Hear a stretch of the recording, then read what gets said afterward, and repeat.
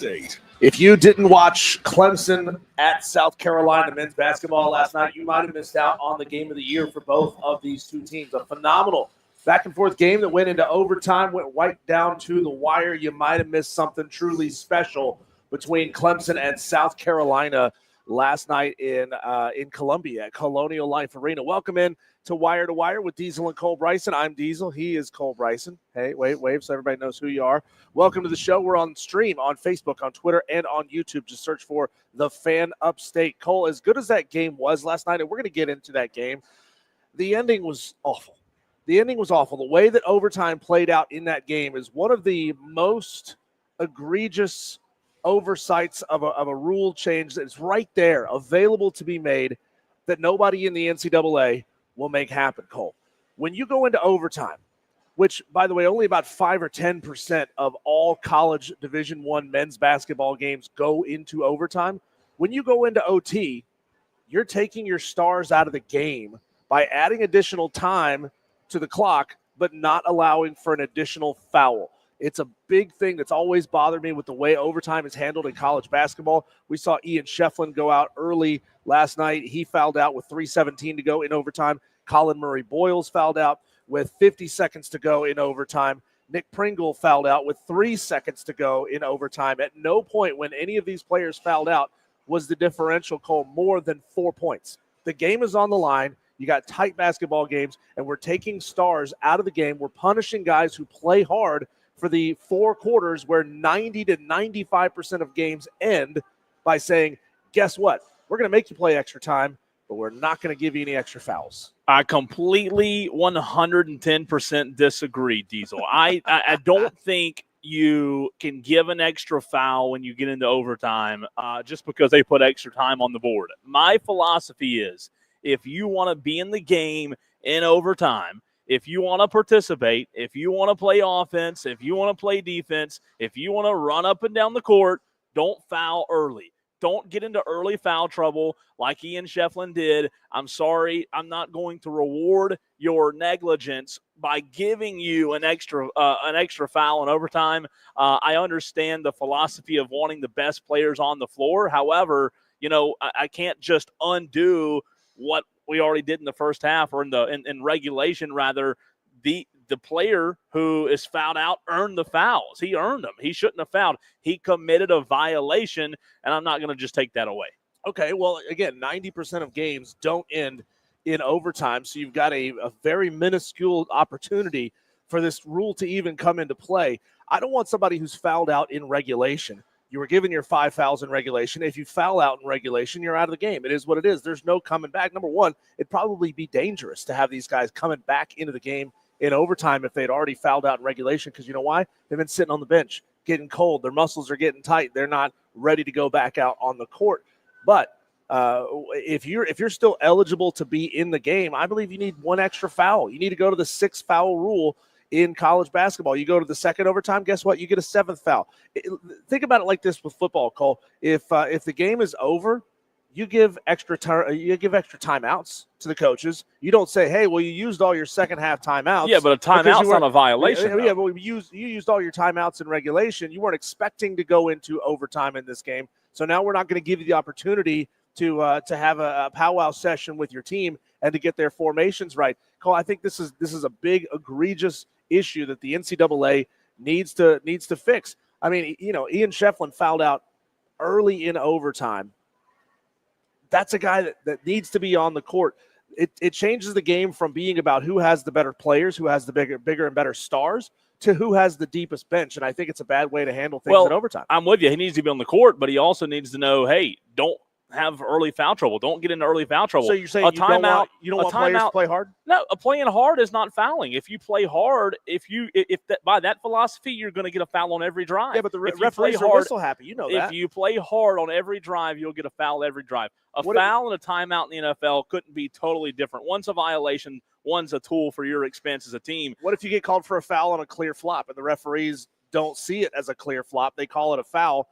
You didn't commit a violation, yet you're out of the game anyway. Well, I think that's, again, how many times does that actually happen, number one? A lot. Number two, it's the referee's job to make sure that a flop doesn't get called. I don't think this is an issue. I think that you have to put emphasis on playing early, playing hard, but also playing clean. You can't just get into foul trouble and have the referees bail you out when you get in overtime. It is your job as a player to make sure that you set yourself up for the end of regulation or overtime. And you know what? I don't like rewarding players just because you're playing extra minutes. What did we talk about yesterday, Cole, about how the NBA is falling off in its viewership? Nearly 50% of its viewership is gone over the last 10 years, and it's because they don't allow players to play hard. They don't allow players to play tough defense. They don't allow them to drive the lane. They don't allow them to be aggressive, and they're zealous with blowing whistles in these games. I think this is going to be a big problem in the college basketball game, and hey, it's one of those hills that I'm willing to die on, and a lot of people don't agree with me, and that's totally fine. I think those people are wrong.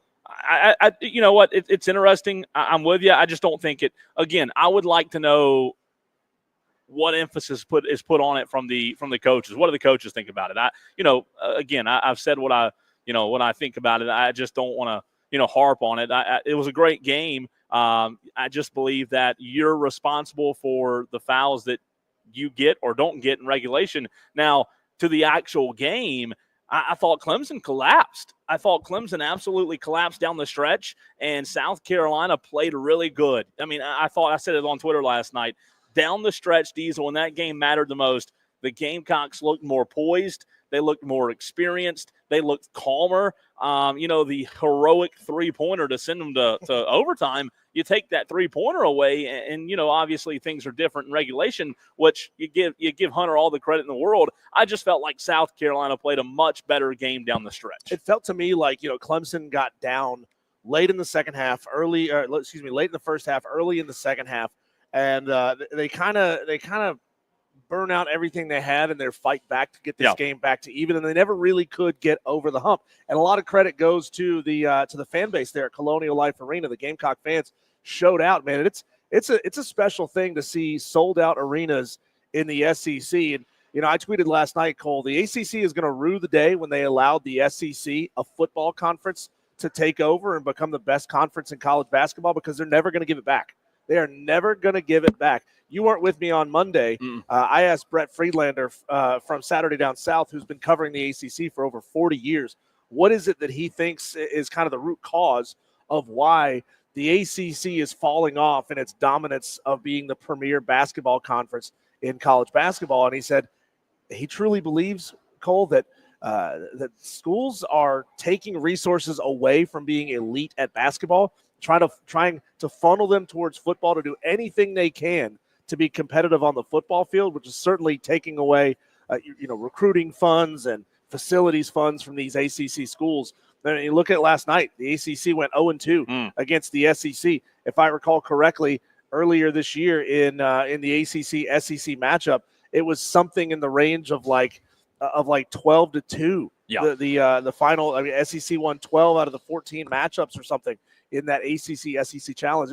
It was just bad. And, to the point about the crowd being so good there, Brad Brownell definitely talked about that. He said coming off of that emotional loss in overtime against Memphis, he knew that going into a hostile environment when the crowd's not on your side, is not willing you to victory, that it was going to be a tougher environment. And he was right. The Gamecock fans were there, and they were loud. I'll tell you what I felt like when you looked at that game last night and watched it, and again, what was a very good game, one that was really fun to watch.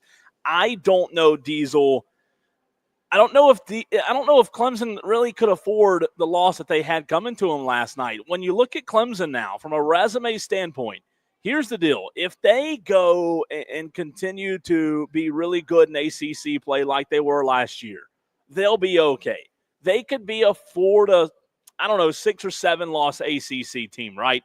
They could be a team that finishes out ACC play good enough to put themselves in a good position. However, here's my fear. My worry, Diesel, my concern is Clemson's now dropped back-to-back games against good opponents. They lost to Memphis on Saturday.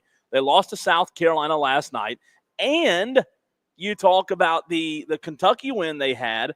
That kind of looks like they're saving grace right now. But if Clemson continues to go down the stretch and fumbles these opportunities away, if they don't perform really, really well in ACC play? I don't know. I don't know that they'll be okay. I think last night's loss, back-to-back with a Memphis loss, could, keyword could, I don't think it will, but it could come back to bite them.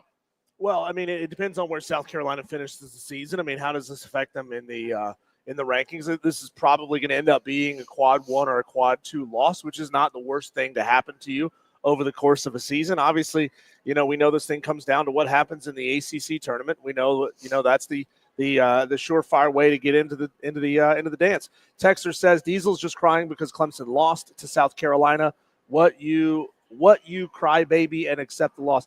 Number one, Texter, it's horrible syntax. Number two, I don't know what you're talking about. This is a take that I've made multiple times over the years. This has nothing to do with last night's game against South Carolina. Texter says, Diesel, no one agrees with you. Again, I don't care. This is a hill that I'm willing to die on. Look, the games need to change. Games need to adapt. Games need to evolve. We need to keep our stars on the court as much as we possibly can. And I think it's a bad move to take stars out and penalize them for playing hard when you put them in a situation that only 5% of games go into. For South Carolina's standpoint, though, when you look at last night's win, South Carolina this season had yet to have a marquee win, and I feel like last night's was at home. It was really the early marquee matchup that Lamont's crew needed, that Lamont's squad needed last night to kind of catapult them, because they had been a little shaky to start. As young teams are, they've got a lot of new pieces. They brought back some guys, but a lot of new pieces. Diesel, I think last night's win for them was big from a confidence standpoint, because you mentioned the SEC play that they're going to get into. The SEC this season is going to be brutal for the Gamecocks. And if they want to be able to compete night in and night out, I heard Coach Cal talking about this the other day, who's now at Arkansas. He said, look, the SEC has become exactly what it is in football. It's literally, there are no nights off. Used to, no disrespect to these schools, but used to, you got a night off. You don't get nights off in the SEC anymore in basketball. And that's where, when you look at last night's win, even though it was out of conference, it was a huge win for South Carolina. But from a confidence standpoint, Diesel, they're going to be in a lot of close games this year. They're going to need that confidence last night to be able to go into overtime against some really good guard play that Clemson had and get the win, and they did. Well, the strategy, I don't know if this was the intended strategy, but it's paid off and it's worked. Focus everything you got on being great at football, and then once that gets to where you want it to be, allow the money to spill over into other sports. And we're seeing it spill over into baseball. We're seeing it spill over into basketball. Now the funding is available for a lot of schools that otherwise didn't allocate it that way, right? Yep. They had the funds available back then, but they didn't allocate it that way because they knew that football was king and that football needed to be great. If you want to be a school taken seriously in athletics, you had to be great at football. And so all of these schools, not all of them have been successful at it, by the way, looking at you, Mississippi State, but most of these schools have figured out that if we take care of football and get our facilities where we need them to be, we can recruit. Now we can take that extra money that we're not pumping into football facilities and start pumping them back into basketball facilities and into baseball facilities, because they're top notch what they have in the SEC compared to what they have in the ACC. The big problem, Cole, I see coming for South Carolina over the course of this season, and it's a problem for Clemson as well. I'm not saying they don't have the same problem as well. It's bench production. South Carolina had almost no bench production last night, just 8 points off the bench. They had stars that were putting up a lot of points. Colin Murray Boyles scored 22 points. Nick Pringle and Miles Stute scored 18 and 19 points respectively, but they had just 12 points off the bench in this ball game. Clemson had just 17 points off the bench, and obviously when help me out here, who was the player for Clemson that got thrown out of the game in the second half for headbutting? When that player goes out, you're not getting any production off the bench, and that very well could be the difference in a couple of ball games down the stretch, especially Dylan Hunter. Yep. Thank you. Was when you get into these tight games down the stretch, you need production off the bench, and neither one of these teams is getting a tremendous amount of it. They're not. I'll tell you this: I don't like the way Clemson down the stretch last night handled the free throw opportunity at the very end. I tweeted out when that happened. I said, "Man, you've got to be more intentional from missing that free throw." So he missed the first free throw, and at that point, you had to intentionally miss the second one in order to have a chance in the live ball situation right there to get the ball back. However, he made it, South Carolina's going to then inbound the ball. Then you've got to foul them again, get them at the free throw line, have them miss again. The intentional foul right there, or excuse me, the intentional miss, I don't know if it was an intentional miss or not. He did push it pretty hard off the backboard. Somebody on Twitter came back and said he did try to miss. Well, if that's your definition of trying to miss, try harder. You that the second free throw killed Clemson's chances last night. He should have just banked it off the side of the rim. And then the Ian Shefflin dunk, where, I mean, how in the world do you miss that? He was too close to the goal. I mean, he was too close to the rim. He was standing almost right underneath it. He had to go up, lean back, and try to go over the rim, and obviously that put him in a position where he couldn't get it where he needed to be. You can't miss that. No, I mean, you can't. You've got to make that down the stretch. I mean, if our Gamecock fans and friends are not making that a meme, oh my gosh, you're missing out on an opportunity. God, that was an awful miss. And how critical, how key of a moment was that in that ball game where those 2 points could have really, really mattered. And then the couple of goaltending calls that I know they reviewed one, a couple of goaltending calls that I did think were iffy. I'll tell you what, down the stretch, I just love the way South Carolina was poised. And I think that goes back to maturity, also being prepared for the moment. I know it's still early in the season, but like if you go back and watch the last 5 minutes of that game, even into overtime, South Carolina looked like the calmer team. They just looked like the team that was more poised, and they handled themselves well. And overtime, they started off overtime with a three-pointer to go up 3, and they just looked confident. And I just go back. I know I've said it already once, but like when you're going in the SEC in a tough conference, you've got to possess that character trait. Not a lot of people understand how important that confidence is. It's not like you just go out there and score more points than the opponent night in, night out. You got to have a level of confidence in that SEC that's so tough. And I think South Carolina, with that marquee win, I think you'll continue to see them improve. Now, on the flip side for Clemson, back-to-back losses, is this just a blip? Do they continue this? Because ACC play, they should be one of the best. They should finish top 4 in the ACC. Wait, you're telling me I might have a chance to bag on Brownell for another season? You might have a chance, but if you do, if he falls this year, and again, ACC play, well, the jury's still out, right? Oh, you ask Clemson fans, what he did in the tournament last year should get him a lifetime contract. Well, again, you have to do it consistently. Consistency is the key, and I think they'll be okay. I'm not putting an APB out yet. I'm not saying hit the panic button, but those 2 losses to Memphis and South Carolina, it's concerning, and what's concerning about it to me is the way they lost both of the games. They were in control, and I know South Carolina was back and forth the whole game, but Clemson had their chances both late in the game in both Memphis and South Carolina. Clemson had their chances to take the lead and handle business. They didn't. What I'm talking about that South Carolina possesses, that I'm bragging on them so much for, Clemson did not possess that last night, Diesel, and they also didn't possess that against Memphis on Saturday. Yeah, there was a big problem that I noticed more than once defensively when South Carolina's guards were driving down the lane. I saw a lot of Clemson players getting out of the way. You know, I mean, certainly they're guarding against the dish, right? But I saw a lot of defenders get out of the way in the lane, which then just opens up for an easy layup and an easy 2 points. That's bad. That's something Brad Brownell really has to get a hold of. Texter says in football, if a player gets thrown out for targeting in a game and it goes into overtime, should that player be able to go back? No, Texter, that's not what I said. That's not even remotely what I said. I invite you to go back and use the rewind feature on the free Odyssey app and open up your ears all the way. Not just open it up to what you wanted to hear, not just open it up to something that, oh, here's that point, now I'm going to go argue that point. That's not what I said at all. I said any player that's still eligible to play, i.e. they have not fouled out in regulation, should get 1 extra foul as they go into overtime. So you completely misunderstood and misconstrued what I said. So what you argued in the 3 or 4 text messages, I understand you're a little worked up by this. You're a little emotional. Maybe you should just calm down.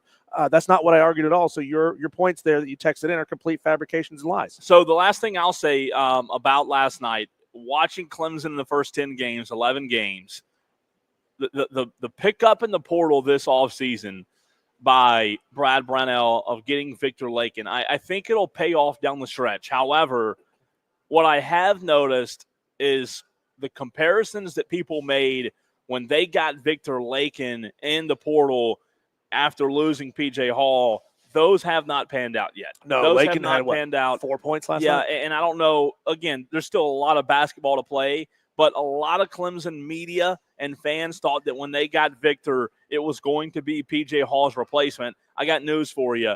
P.J. Hall is too good of a player to find a random player in the portal to find a replacement for, if that makes sense. You can't just go find a random player to replace P.J. Hall. He was one of the best basketball players to ever come through Clemson, and thinking that Victor Lakin could fill his shoes just wasn't fair. And again, he could still get better, but I don't think he's going to fill those shoes. The shoes of P.J. Hall are just too big. So a good game last night, though. Going to be fun to see kind of the direction that both teams go in. Let's do a little bowl game pick-em in the very next segment, Diesel. Head-to-head, you and I, the remaining bowl games. Memphis, we got the win last night, so some bowl games have already started. I know there were a couple on Saturday as well, but a little head-to-head bowl game pick-em game contest that you, Tolos, can compete in as well. 71307. We are live at 10903 Anderson Road at Ingalls in Piedmont. Powdersville location. Come out,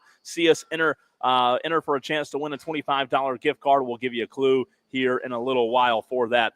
But come by. We'll be here until 7 o'clock. A little head-to-head bowl game fun next right here on the Fan Upstate.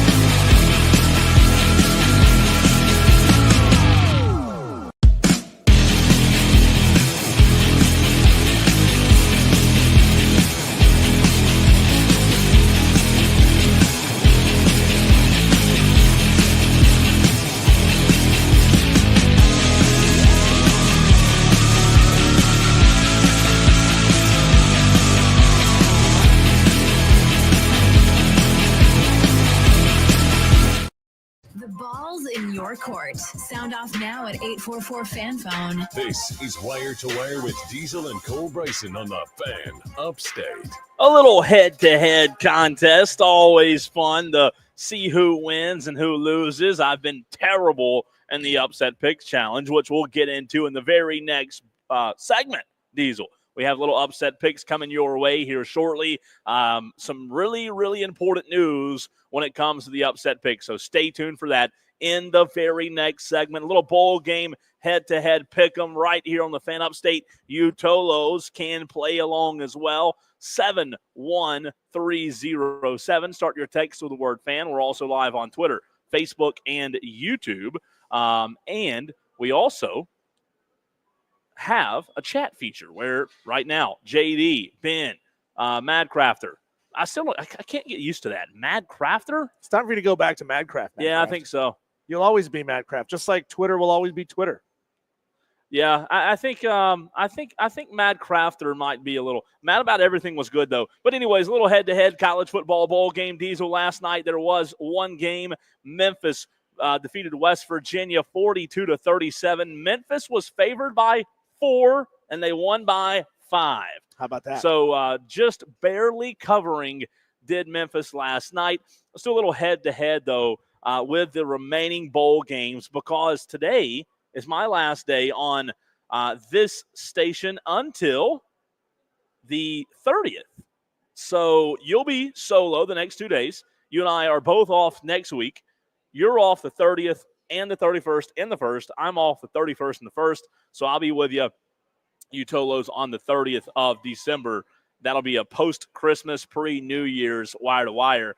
But a little bowl action head-to-head. Let's start with tonight's games, Diesel. We have 2 games tonight in college football. The Boca Raton Bowl, Western Kentucky versus JMU. Might be a decent game tonight. Yeah. And JMU's favored by 7.5, by the way. It is. Look, bowl season is such a crapshoot when it comes to picks because – you got so many guys opting out, some guys getting ready for the NFL, some guys going into the transfer portal. It's just such an odd time to try to pick bowl games, but this is our charge. This is what we do. Are we picking against the spread or just head-to-head winner? Just straight up head-to-head winner. Yep. Okay. So who are you going Western Kentucky JMU tonight at 5? Oh, I said tonight. 5:30. 5:30 How about action. that? A little early football. Yeah, this is a tough one. I mean, both of these teams have their warts. Both of these teams, let's see, James Madison has 4 losses. Western Kentucky has 5. JMU has lost 2 in a row to end the season. They lost to my App State Mountaineers. Yeah. And then they lost to Marshall in double overtime, 35-33. I'm going to say, Cole, that just by virtue of not kind of ending the season on such a down note, I think Western Kentucky gets it done because they actually played Jacksonville State in back-to-back weeks to end their conference slate. They won the first game. They lost badly in the second game, but I think Western Kentucky and the Hilltoppers get it done against JMU. So you and I will go split on the very first one. I like it. We'll have a little bit of difference of opinion. I'm going JMU. Diesel's going Western Kentucky. Also tonight, Cal versus UNLV, the 24-ranked UNLV Running Rebels. It's the Art of Sport LA Bowl, whatever that means, Diesel. UNLV is a 3.5-point favorite tonight in Inglewood, California at SoFi Stadium. Pretty cool to be able to play at SoFi. Sure. But who do you like in this one? I like UNLV. I think UNLV is going to win this one pretty big. I mean, UNLV has kind of teetered right there at being a playoff caliber team all season long, and Cal has not. So I'm going to say UNLV gets it done. How's it only a 3.5-point spread? What am I missing? Got to be opt-outs. It's got to be opt-outs. Got to be, right? I mean, that's the only thing I can think as well. I mean, because Vegas is not looking at the patch on your jersey. Vegas is looking at the caliber of team that you have.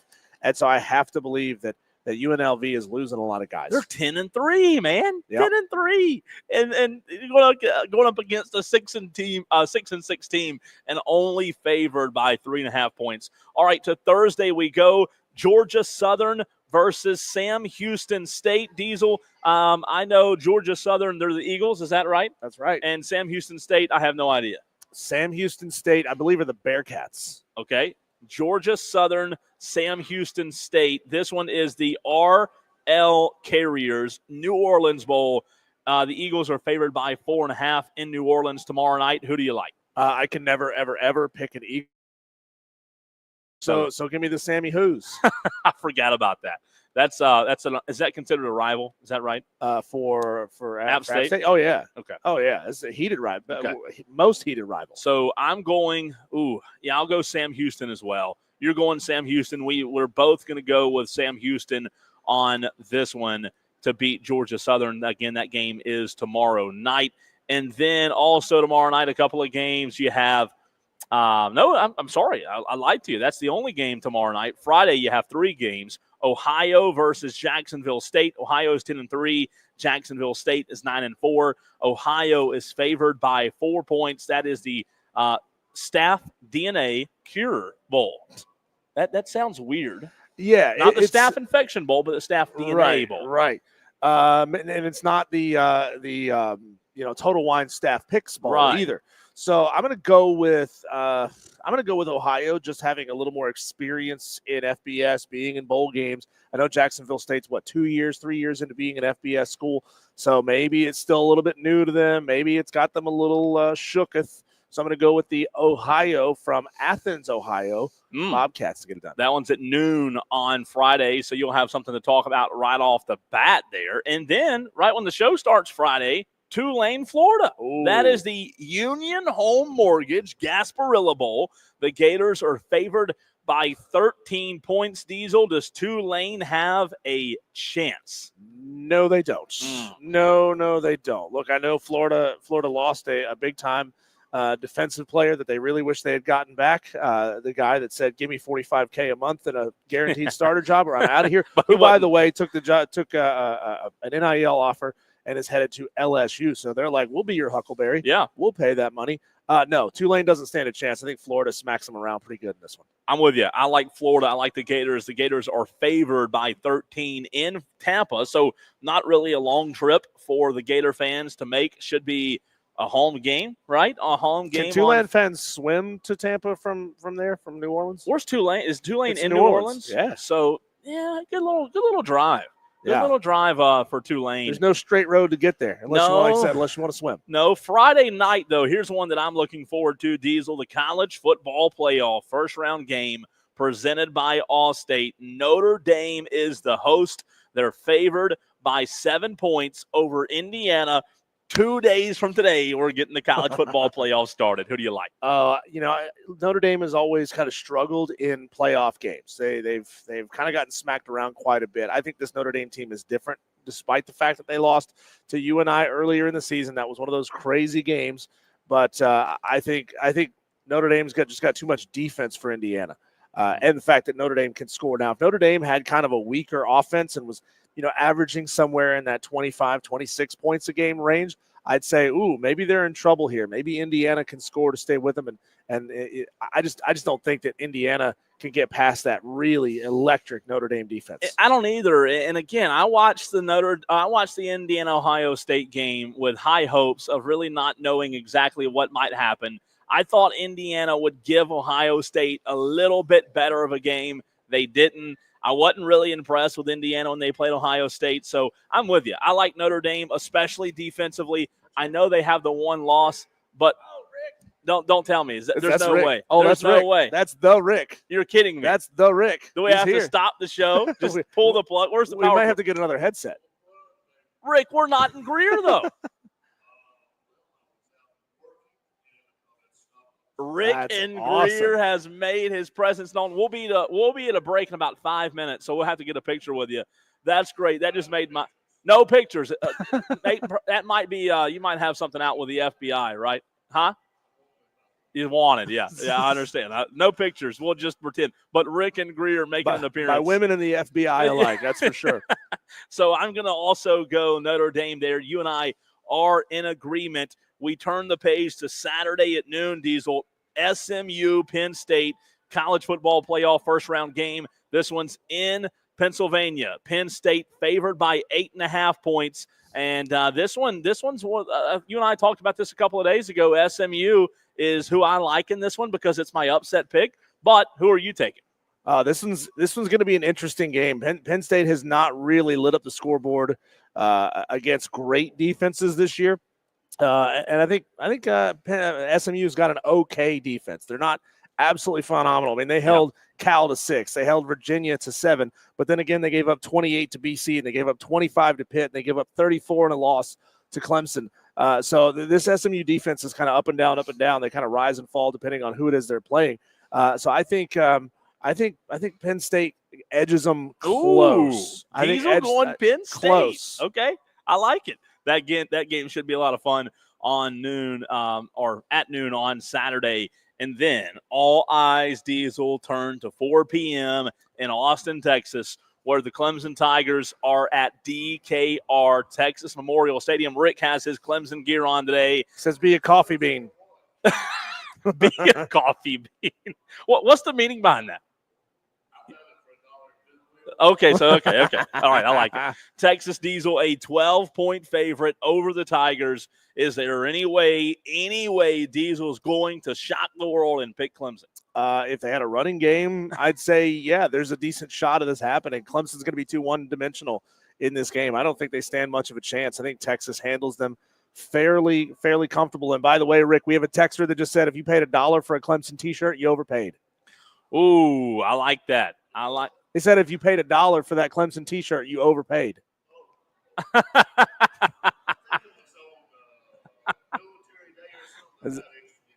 Oh, there you go. You got 50% off. There you go. 50% off the dollar. All right, so Diesel and I are both going Texas. No surprise, Diesel. I'm also going Texas. I think they will really put a lot of pressure on Cade Klubnik. I think Clemson's defense is going to have to really play their best game. I think that Quinn Ewers does just enough. I do think this game, though, is closer than people expect. I do think it's close. However, when it's all said and done, I think Texas wins somewhere by what Vegas predicts, 12 to 15 points, somewhere in that range. Well, if you believe the projections that Quinn Ewers has been given that he will not be a top 4 quarterback in this draft, Cole, this may be the game that forces him to transfer. Ooh, tells him to go elsewhere to get his last year of football in. Yeah, especially if they lost. I mean, I feel like Steve Sarkisian's got a very short leash on Quinn Ewers. He knows the conversation around him that he can't win the big games either. So, I could see a situation where they pull Quinn Ewers, put Arch in, and if Arch, only has to go in for a half and he plays an elite half of football, we saw it when Cade Klubnik did it in the ACC championship game. We saw when DJU did it a couple years ago against Notre Dame. You come in and play one good half of football, that's all it takes. Sure. And all of a sudden, Quinn Ewers is old news. So a few more we'll get to, and then we'll have to pick up the rest in a later segment in the show.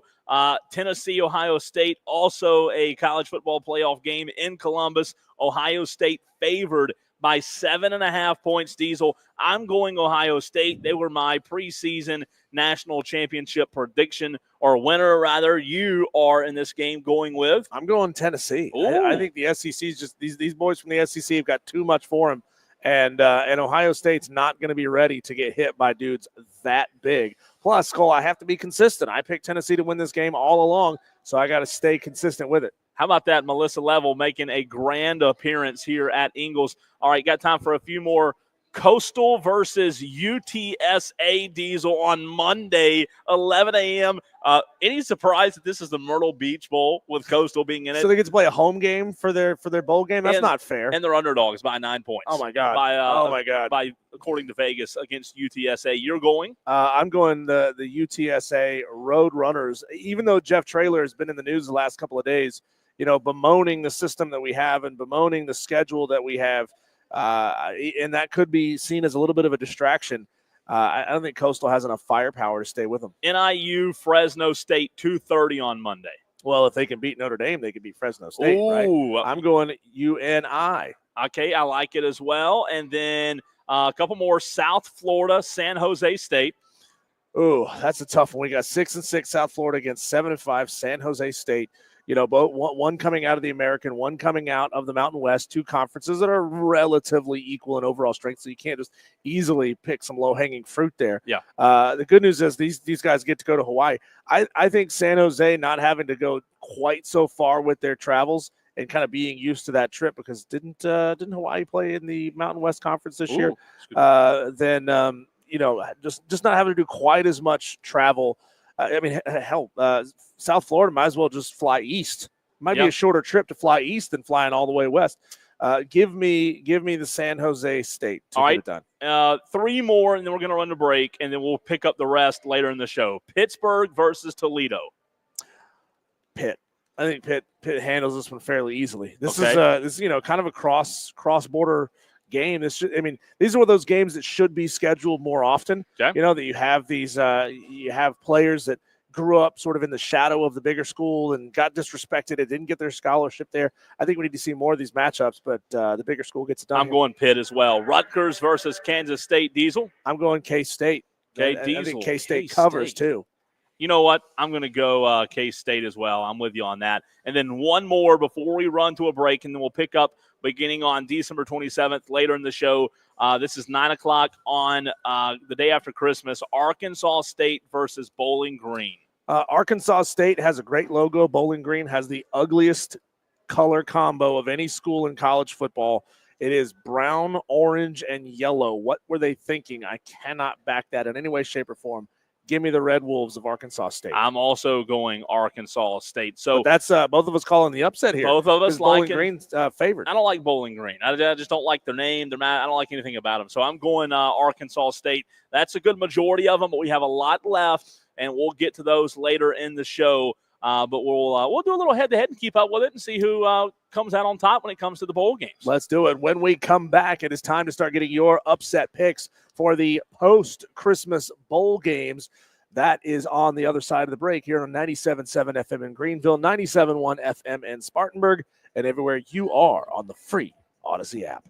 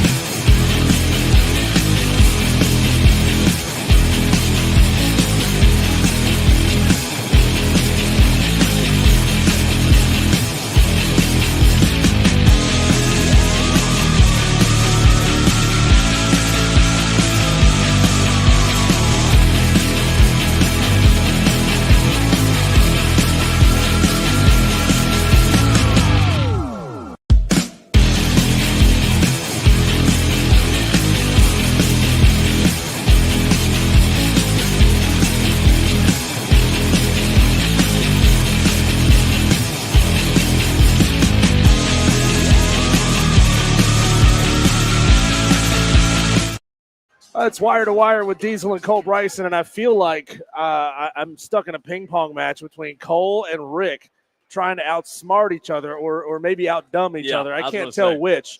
It's wire to wire with Diesel and Cole Bryson here live inside the Ingles Market at 10903 Anderson Road in Piedmont, which is the Powdersville location. Make it make sense. Rick is here, even though we're not in Greer. Rick and Greer. And he's calling into question, Cole, the way we pronounce and spell Tolo. He thinks it should have a couple of W's in there. Well, that's too long of a. It's just too many letters. We don't want to confuse people. You put too many letters, Rick. I can't pronounce it. It won't end good. But 90% of your listeners are rednecks. Okay, so you think 90% are? I wouldn't besmirch the other 10% like that. 80. He said now he's going to go down to 80. So you said when you put the headset on that you needed to say something to Tom. Here's your opportunity. Tom, I love you, man. It's all in love. I love you. Carolina somehow beat Clemson. I don't know how. The refs, they paid them off, or I don't know, they used a smaller ball or something. They did. But let me tell you, I'll give you your props. Carolina beat by Clemson in football. God. They beat them in basketball. And Please women's, don't. and But women's Clemson, basketball. Clemson And won both of women's the baseball basketball. games. Hopefully it'll stay that way this year. What can we win? Tiddlywinks? Horseshoes? Well, you know what? It's not good if you're a Clemson fan because, you know, it seems like the tide's turning. It seems like South Carolina's starting to win and everything. I think Clemson still has men's soccer where they'll probably win. But, no, I mean, you don't like losing to South Carolina. And if they win hey, I tweeted out last night, the ball's now in the court of Paul Maneri, the new baseball coach, because, you know, if he takes 2 or 3, they'll be able to say they truly did get the sweep. Look, Tom, I'll pull for the Gamecocks, but you got to. That cocky is just. I can't root for a chicken. Okay, But he'll eat a chicken. I can eat a chicken, but I'm not rooting for a chicken. And I saw a T-shirt today that said, "You can't lick our cocks." Whoa! It said that on the T-shirt. I bet that was you. You were in No. upstate, wasn't it? You know, you never thought you'd meet somebody in Somerville, did you? No. And Somerville that listens to the show, and obviously Rick and Greer and Tom and Somerville connected yesterday for the first time. You know what? I was kind of disappointed in Tom yesterday. I thought Tom was a little too nice to you. He's got to get a little. He said he only had one leg. Did he? You heard that, didn't you? Did he say that? Yeah, he said that. Wait, Tom's a pirate? Does he only have? Tom has one leg. I don't know. Where did you hear that at? On the radio, he said he mistakenly threw his prosthetic leg in the fire the other day and burned it up. Rick, I don't know. Okay, I'm not saying you're making that up, but maybe he did. Rick, while we got you here, we need your upset picks. Okay, you need to pick 2 games. You didn't get us a pre-Christmas bowling. I have not participated in that all year. Well, I don't Do you care. know why? Because you knew you wouldn't win? No, because I've been winning so much money on pro games with the Panthers. Oh. The Panthers are a winner every week. How's your golf game doing, Rick? It's pitiful. Still getting beat by girls? Yeah. Oh, okay. She wasn't but 4'2". Tolos, I need your upset picks. If you didn't get your prior to Christmas bowl games in, we're going to give you till to the end of the show today. Get those in as well. But I need your post-Christmas bowl games. So text us 71307. Start your text with keyword fan. Give me your name, your game, and the spread. Again, if you didn't send me your pre-Christmas bowl pick, upset pick, you can send both of them. Just do us a favor and tell me which one is which. That way we don't have to go back and cross-reference, 50 or 60 different football games. Need your upset picks by the end of the show today. Madcraft. Miami's not playing, okay? Oh, God. You're just trying to start They're not fighting with playing, everyone. okay? I get tired of hearing about Miami, okay? We do too. I thought about it this morning. It's been like 6 days since we've had that conversation, so maybe we'll keep that way. Rick, we got to run, but in the next segment, I want your pick. We're going to deep dive into Clemson, Texas, and South Carolina, Illinois.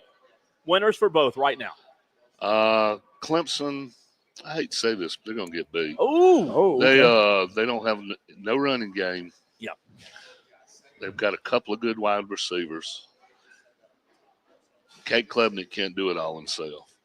Did you see their 2 more players are out for today? They're linebackers. Yeah. Clemson's going to get beat by 10 points. 10 points. Well, that's a closer game than I think a lot of people think it's going to be, Rick. And then Carolina, Illinois. I hate to say this, but Carolina's going to win that game. Big.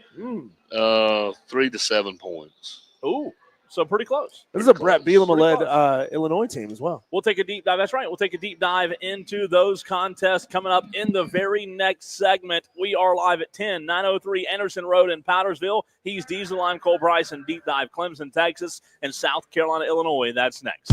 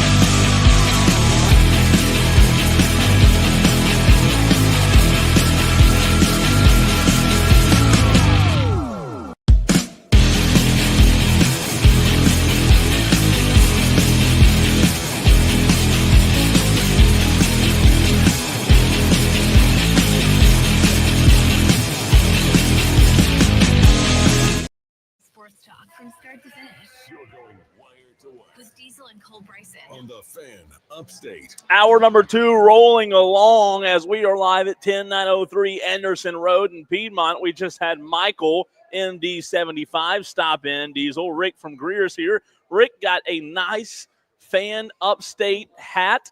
And we have any hats left? I don't want to say you can come by and get one if we don't have any left. We might not. We might have got a couple other little random goodies over here. That's as well. right. You can see Jay Wilson. You can see Melissa Level. You can see us. Diesel's to my right. Corey, Rick from Greer. I mean, he might sign autographs. I mean, would you be willing to do that, Rick?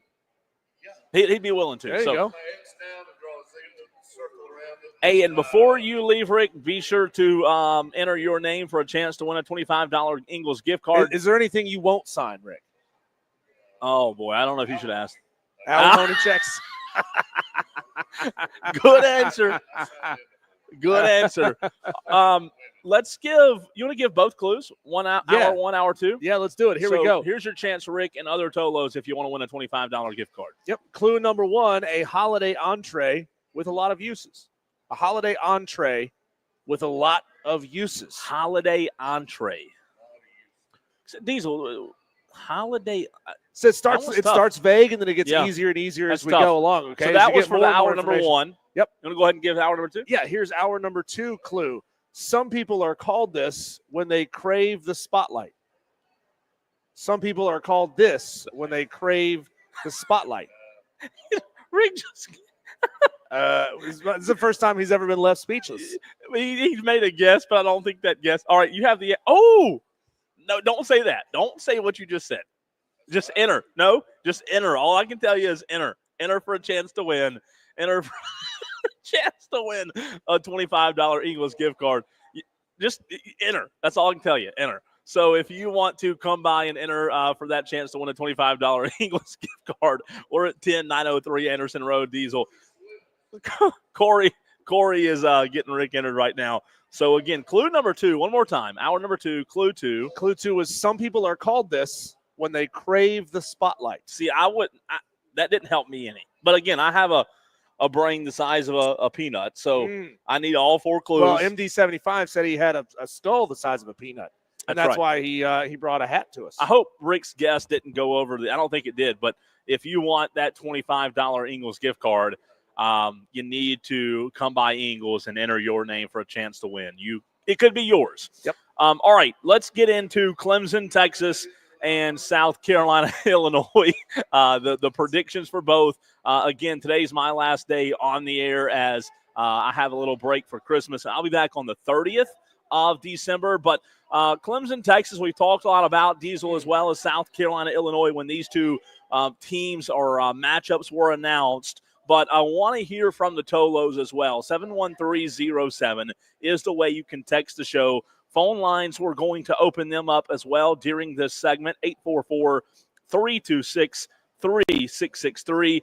Before we are joined by Kelley Ford in about 15 minutes. Want to hear from the Tolos when it comes to Clemson, Texas, and South Carolina, Illinois, what your gut feeling is. Let's start with South Carolina, Illinois. South Carolina, Illinois is a game that you and I and Rick were just talking about during the break, Diesel, that wasn't really a sexy game, didn't really move the meter much when it was announced. However, you do have to feel like with the momentum that South Carolina has, a chance to win 10 games, which is something that South Carolina has not done many times, you have to feel like this South Carolina team will capitalize on this opportunity against Illinois.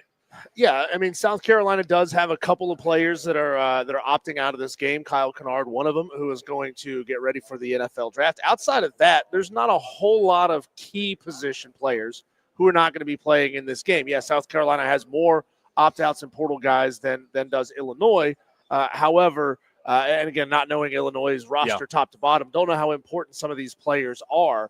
I think South Carolina, even if they are depleted a little bit on defense, just has so much. You know, most teams only have one elite edge rusher. South Carolina has two. So even if Kyle Kennard's not playing in this game, Dylan Stewart's going to be able to hold the fort down and really be able to pressure the Illinois quarterback. I think this one's going to get out of hand. Ooh. I think this is one of those ones that looks ugly that South Carolina fans are going to be partying all night for. I think South Carolina probably wins this game fairly easily. I mean, I'd easily say it's a 3-possession game, so call it a 17-point ball game.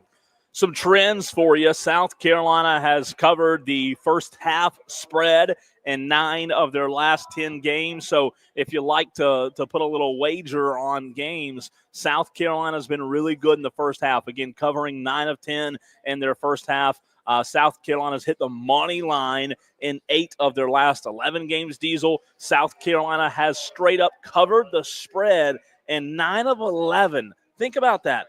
That's a hot team right now. It's a good team to bet on. Oh, my gosh. 9 of 11, South Carolina's covered the spread. They've hit the over in 7 of their last 10 when it comes to the total. They've covered the first quarter spread in 6 of the last 9. So South Carolina right now truly is the cover kings. They're playing well. And if you look at the BetMGM models, the BetMGM models, Diesel, has South Carolina with a 79.3% chance to win the game based on simulations, offense and defensive matchups, and recent game results. So everything's leaning South Carolina. I think you're right. I think they do win, and it might get out of hand. However, something in my mind would have to happen catastrophic for this not to be a South Carolina win, and in a big way. I just don't see that happening. No, like I said, I think South Carolina handles this game fairly easily. It kind of plays into the storybook season that they're having, and my God, does that not launch you into 2025 with a lot of momentum? You've got so many of your big pieces back. Your quarterback, your wide receiver room is fairly well set. You get to start adding depth and adding weapons in those key position groups. The running back room is obviously the one that's going to give you the big question mark going into 2025, but hey, you've done it now. You've hit in the portal with Spencer Rattler. You hit in the portal with Rocket Sanders. So clearly the talent evaluation out of the portal aspect of what South Carolina is doing is working. And, I like their ability to go and fill that role maybe out of the portal yet again. I like this one for the Gamecocks. They're favored right now by 9.5.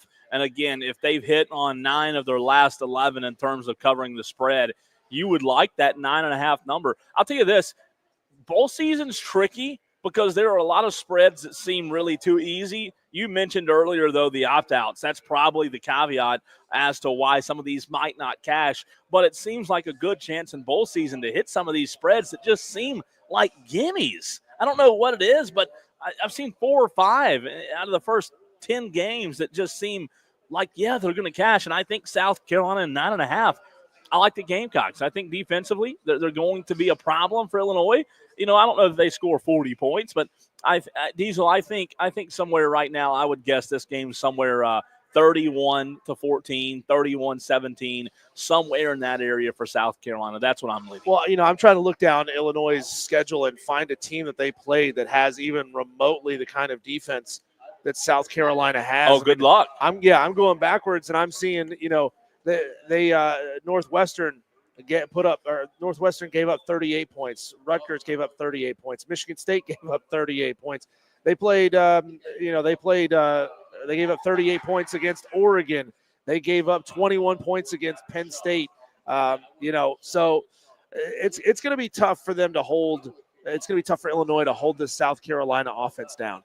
It really is going to be interesting, that's for sure. Let us know what you think, who you're taking. 71307 keyword fan when it comes to South Carolina versus Illinois, as we're getting our Diesel and I's last thoughts, predictions before I am off the next few days. Diesel, on the flip side, it's the big one. We just talked about this one and made our picks. You and I both picked Texas, but on an in-depth base, looking at these two teams, we've talked a lot about it. But here's a fun question. If I told you today on December the 18th that Clemson upsets Texas, the reason would be that they got exceptional running back play out of a fill-in guy. Okay. They have to have exceptional running back play, and exceptional doesn't necessarily mean going out there putting up 160 yards and 3 touchdowns. So that's going to be key for them. Another factor is just how much can Cade Klubnik use his legs. Yeah. That's going to be a huge key as well, considering the fact that Texas's defense knows that they can just hang back and ball hawk. If they hang back and try to pick off Cade Klubnik as much as they can, and he's able to get out and run and pick up chunky yardage, certainly then now you have to respect Cade Klubnik's legs in that game. So if Cade has a big game on the ground and he can pick up big yardage when he needs to, that might be the factor. I'll tell you this. I don't disagree with you, but to answer my own question, if Clemson pulls the upset and they're victorious over Texas Diesel, I think the reason would be Clemson's defense was very opportunistic when it came to turnovers. Yeah. I think if Clemson can go out against Texas and get 2 turnovers, somehow, some way 3, okay? Yeah. I know 3 is a stretch, but if you told me they won the game, I would say it's because they were very opportunistic defensively. They were up for the game. Wes Goodwin was in a coach for your job kind of mode. This defense played to another level. They, at times this year, have been opportunistic, but that's the reason I would say if they were to get the win, I'd point and say the defense would get several turnovers, and that would be enough to give Cade Klubnik an extra drive, an extra possession, an extra opportunity, and maybe it turns out that way, but that's a tall task to ask for the Clemson Tigers. Text line lighting up on this very subject. Michael from Simpsonville says, Clem sucks, upsets Texas if hell freezes over. Another texter says, I looked at the opponent offensive and defensive rankings for Clemson and Texas. The combined ranking shows Clemson facing better teams than Texas. I'm not. I mean, look, if you say the rankings say what they say, and you're correct about that, I don't know.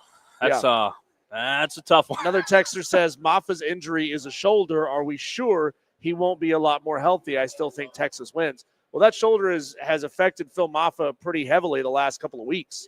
You know, you can't bounce off tackles. You can't protect yourself quite the same way. I mean, go back and look the last 3 games that Clemson has played in. Phil Maffa's production has been way, way down.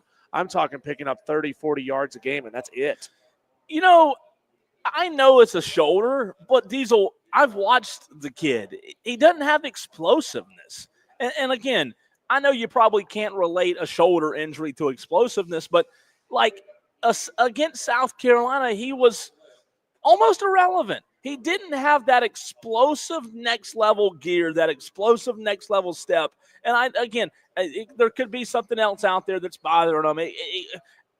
Will Shipley, I'm not saying he was an elite running back, but he had a burst. He got to another gear, and I have not seen Phil Maffa do that much this year. He was healthy early in the season, but, you know, you talk about on the shoulder all you want, Texter, but to me it just doesn't seem like Phil Maffa's had that burst, and I don't know exactly what that plays into, but he doesn't look like the same running back we saw 6 weeks ago. We got a text from Joey, and that was Joey that just stopped in a minute ago. He said he came in to say hi, but had an emergency come up, and that he had to take off. Oh, Joey, sorry about that, man. We're sorry that we didn't get to a break while you were standing around, but hey, we appreciate you swinging by. Yeah, man. I think I saw Joey enter to win the $25 Ingles gift card as well. So hey, maybe you can walk away with something out of the deal, even if you didn't get a chance to stop by and chat. Look, isn't it fascinating? Last year, the conversation was that Will Shipley just wasn't that elite kind of running back, and that Phil Maffa should have gotten more carries. Yeah. Well, maybe it's easier, Cole, and maybe Phil Maffa's not really the type of running back or type of athlete that can be a number one. Maybe he needs to be in a rotation and to keep himself healthy, as opposed to being the guy getting the brunt of the carries, because clearly, his ability to hold up to the punishment all season just wasn't there. I'll keep the ifs going, as we're going to take a break in a few minutes and then be joined by Kelley Ford. But I asked you and the Tolos, if Clemson were to win, what would be the reason? One more if. If Clemson were to win, would you feel like after beating Texas, they were enough to be considered as a team that can go win it all?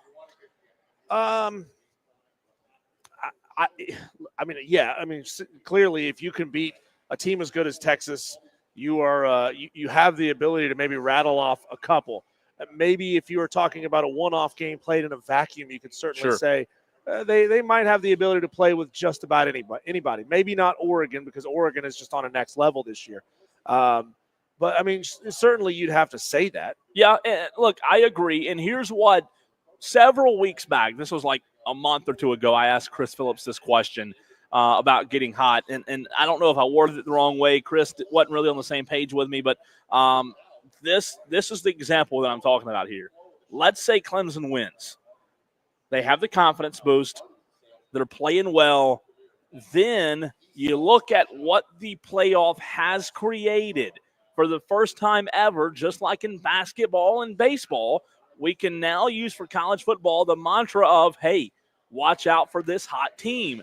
Usually a hot team down the stretch doesn't get the opportunity to compete for it all because of early flaws. But now Clemson, because of the expanded playoff, they have the opportunity. If they beat Texas, if they come out there, Diesel, guns a-blazing, Cowboy Cade goes into Austin and takes down the Bull, you, for the first time ever in college football, will be able to say, hey, maybe the hot team at the right time can win it all, and maybe the regular season didn't hold as much weight and value. I mean, imagine if Indiana got hot or a Notre Dame. You can finally say a hot team has a chance to win it all. Well, maybe this is a question we should ask of Kelley Ford in the next segment.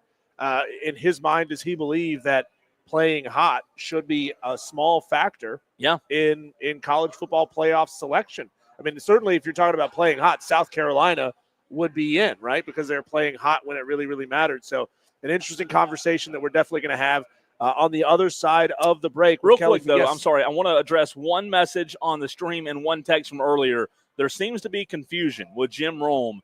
Jim Rome is moving time slots, but ladies and gentlemen, he is not moving time slots on this network. Jim Rome is moving to Westwood 1.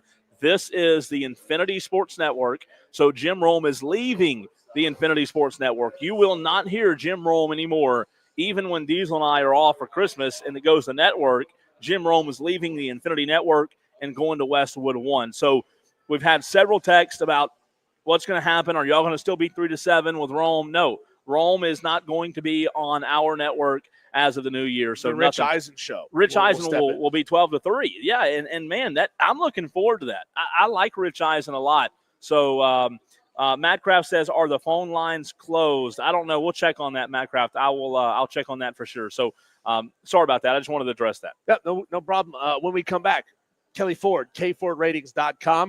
Going to break down the numbers of all things college football playoff and bowl season. That's next on the Fan Upstate.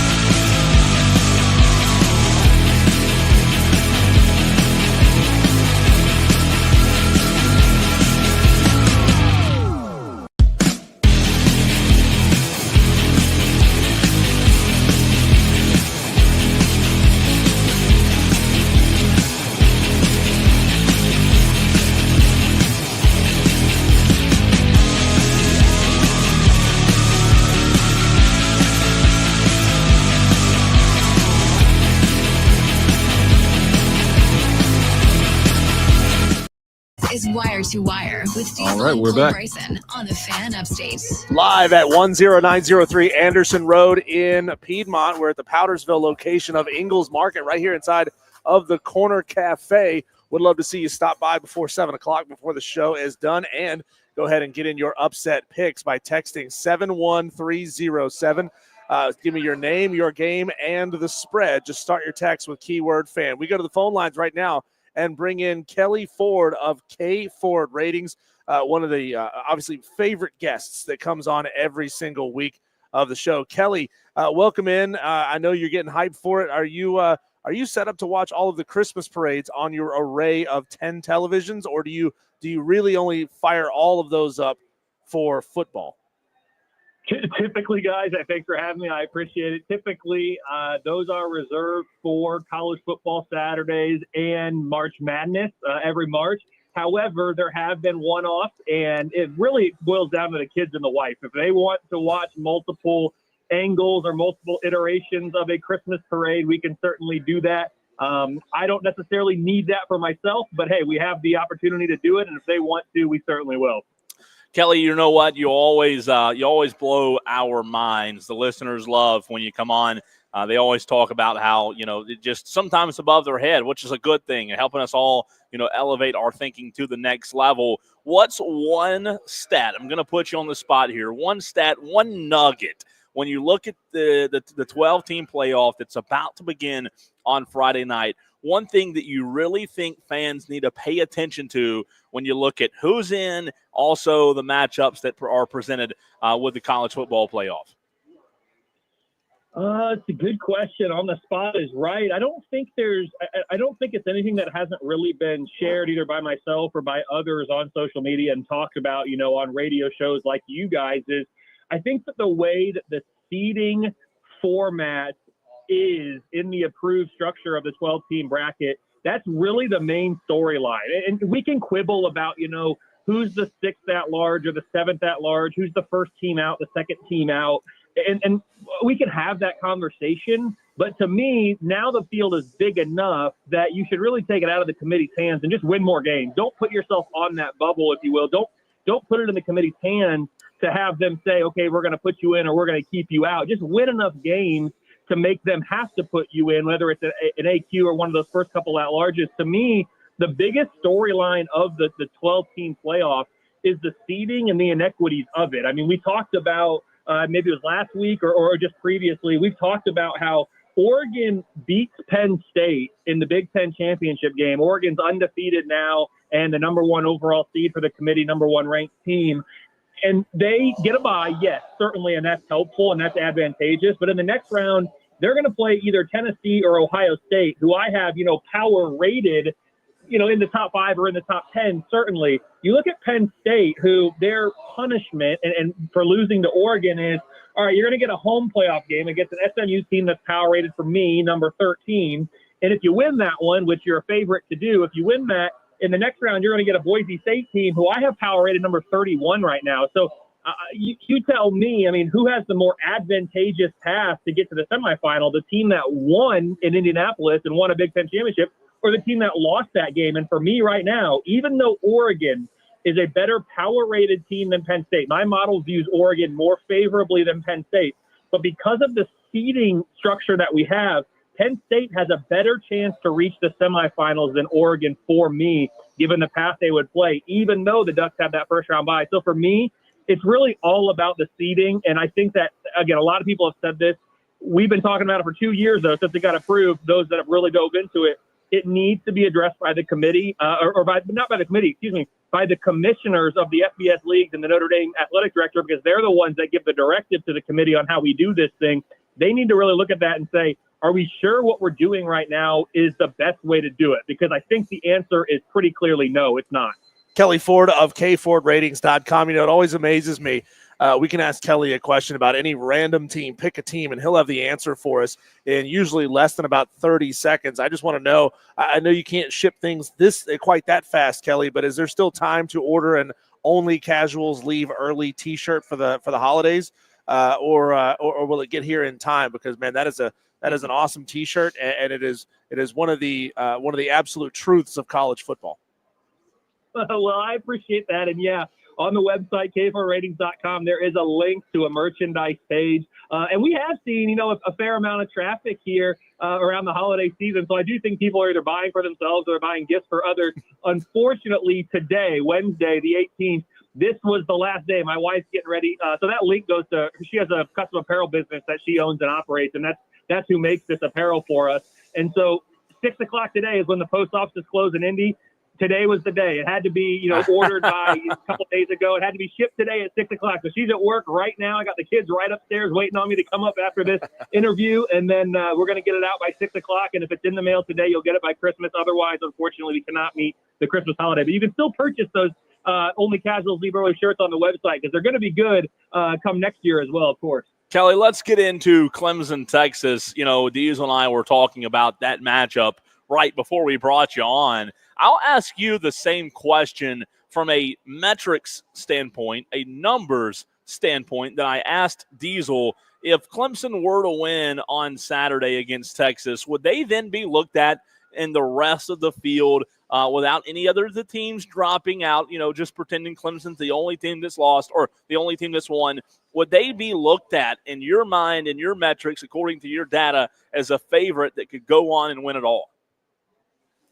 Yeah, so that would certainly be, a somewhat significant upset. Right now, I have Clemson with just an 18% chance to win that game. But, hey, that's a 1 in 5 chance. And so certainly that's a real possibility. But absolutely, if Clemson were to beat Texas in Austin, I mean, now you're looking at a next round game against Arizona State. And right now, my numbers, and that's a neutral site, my numbers would favor Clemson on a neutral field against Arizona State if they played. So now you're a favorite to make it to the semifinal. And then, of course, at that point, it really kind of depends on, how is the bracket shaking out? Because, no matter who you play in the semifinal, Oregon, Ohio State, Tennessee, that's going to be a tough matchup. Clemson's probably an underdog, but I would venture to guess they're probably not an underdog by any more, certainly, than they were against Texas. I think the spread in that semifinal against either Oregon, Ohio State, or Tennessee would be less than the spread is on the road in Austin against Texas. So if you've already pulled that upset, certainly you feel like you could do it in the semifinal, and then who knows come the national championship, right? That's a one game, and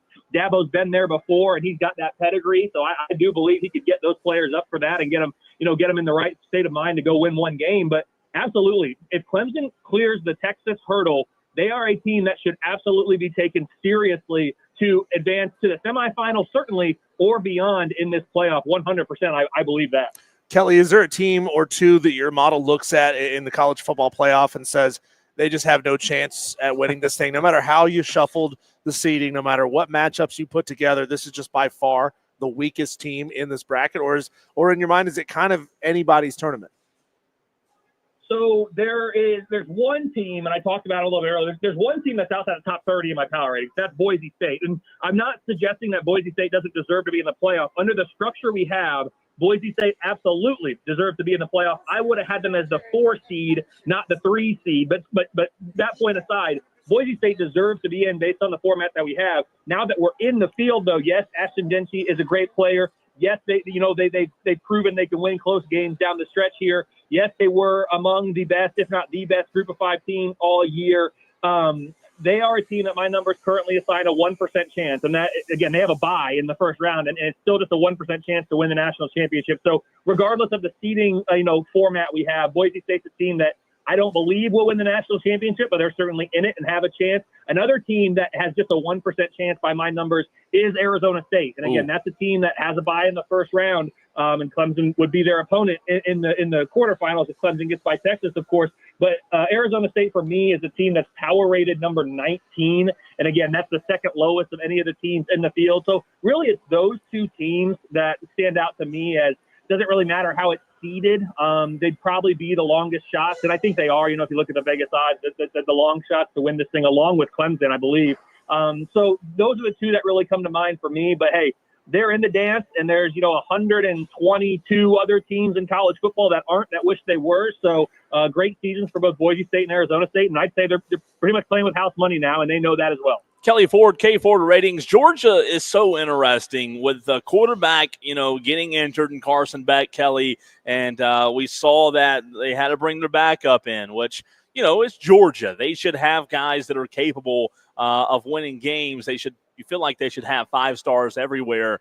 What are your numbers say from a Georgia standpoint in terms of their ability to go all the way? Because a couple of weeks ago, Diesel and I were looking at the quadrants and trying to determine which team had the easiest path out of their quadrant. But is it an overwhelming favorite, or is it overwhelming in the numbers category that Georgia is the favorite to win it all?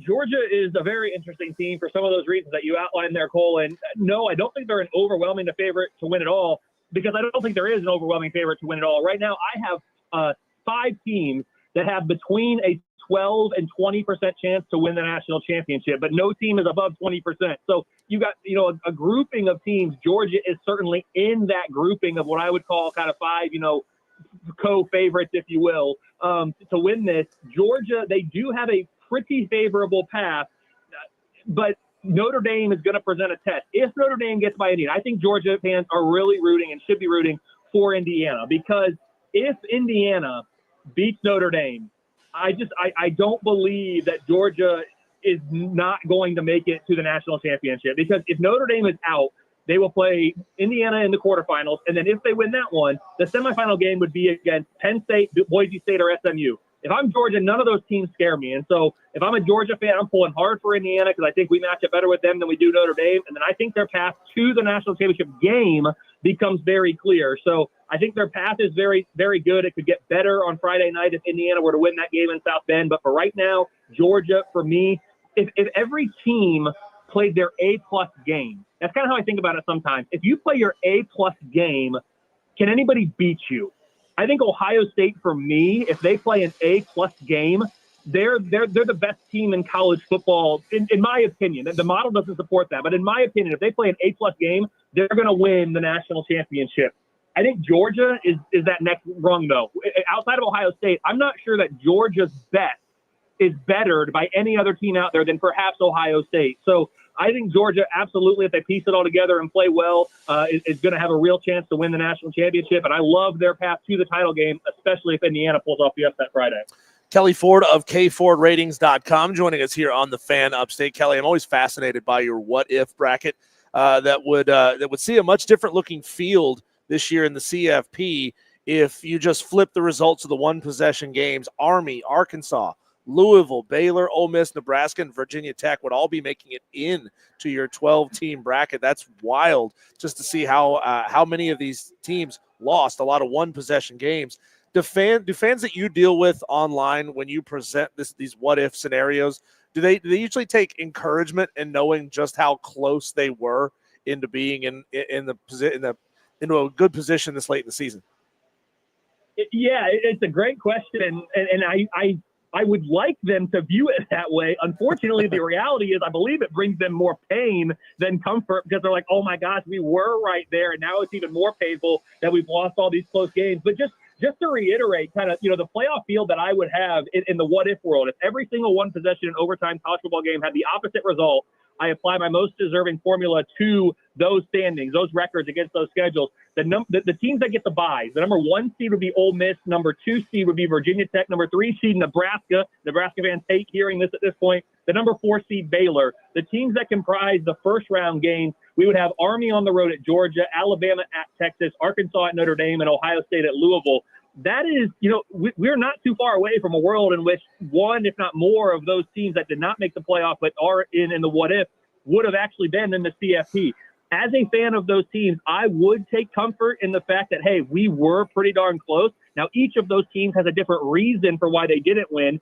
Can the coach not win close games? That's been an issue at Nebraska in recent years. Did we just get bad turnover luck? That happens, frequently for teams in college football. Do we not have the, quote, clutch gene? I mean, there's all sorts of reasons that teams end up where they do in the what if, but I've always viewed that as more of an encouraging sign. Unfortunately, most fans, and maybe that's just human nature, we take it as a, gosh, what could have been, and it almost adds insult to injury, if you will. Kelley, it's going to be a lot of fun as the college football playoff starts Friday afternoon, Friday evening. The first game is, let's see, I may have said that wrong. Maybe, yeah, that's right. Friday, yeah, Indiana, Notre Dame. Notre Dame's a team that's interesting because they did lose to NIU earlier in the year. We talk a little bit about Notre Dame, but my last question for you, when it comes to the Irish, Diesel and I have bragged about their defense. It seems like they've become a little more stable down the stretch. When you look at their chances to go on a run, get past Indiana, I really like the quadrant that they're in. What do your numbers show in terms of their opportunities to go all the way, talking about the Irish? Yeah, Notre Dame for me is the number one team in my model, in my power ratings right now for the first time since 1989. Wow. It's been a long time since the model had the Irish number one. That's where we are. I have Notre Dame with a 19% chance to win the national championship. That is second only to Texas, who is at currently a 20% chance to win it all. Notre Dame, the big test for them, of course, is going to be, if they get by Indiana, Georgia there in that quarterfinal, because the same thing for Georgia is for Notre Dame. If Notre Dame finds themselves in the semifinal, you're playing, Penn State, SMU, or Boise State. If I'm Notre Dame, those teams don't scare me necessarily. So I think Notre Dame, they have a big test against Indiana, a motivated Indiana team, an in-state rivalry game here in the state of Indiana, which is where I live. And so it's a huge game. Everyone's excited.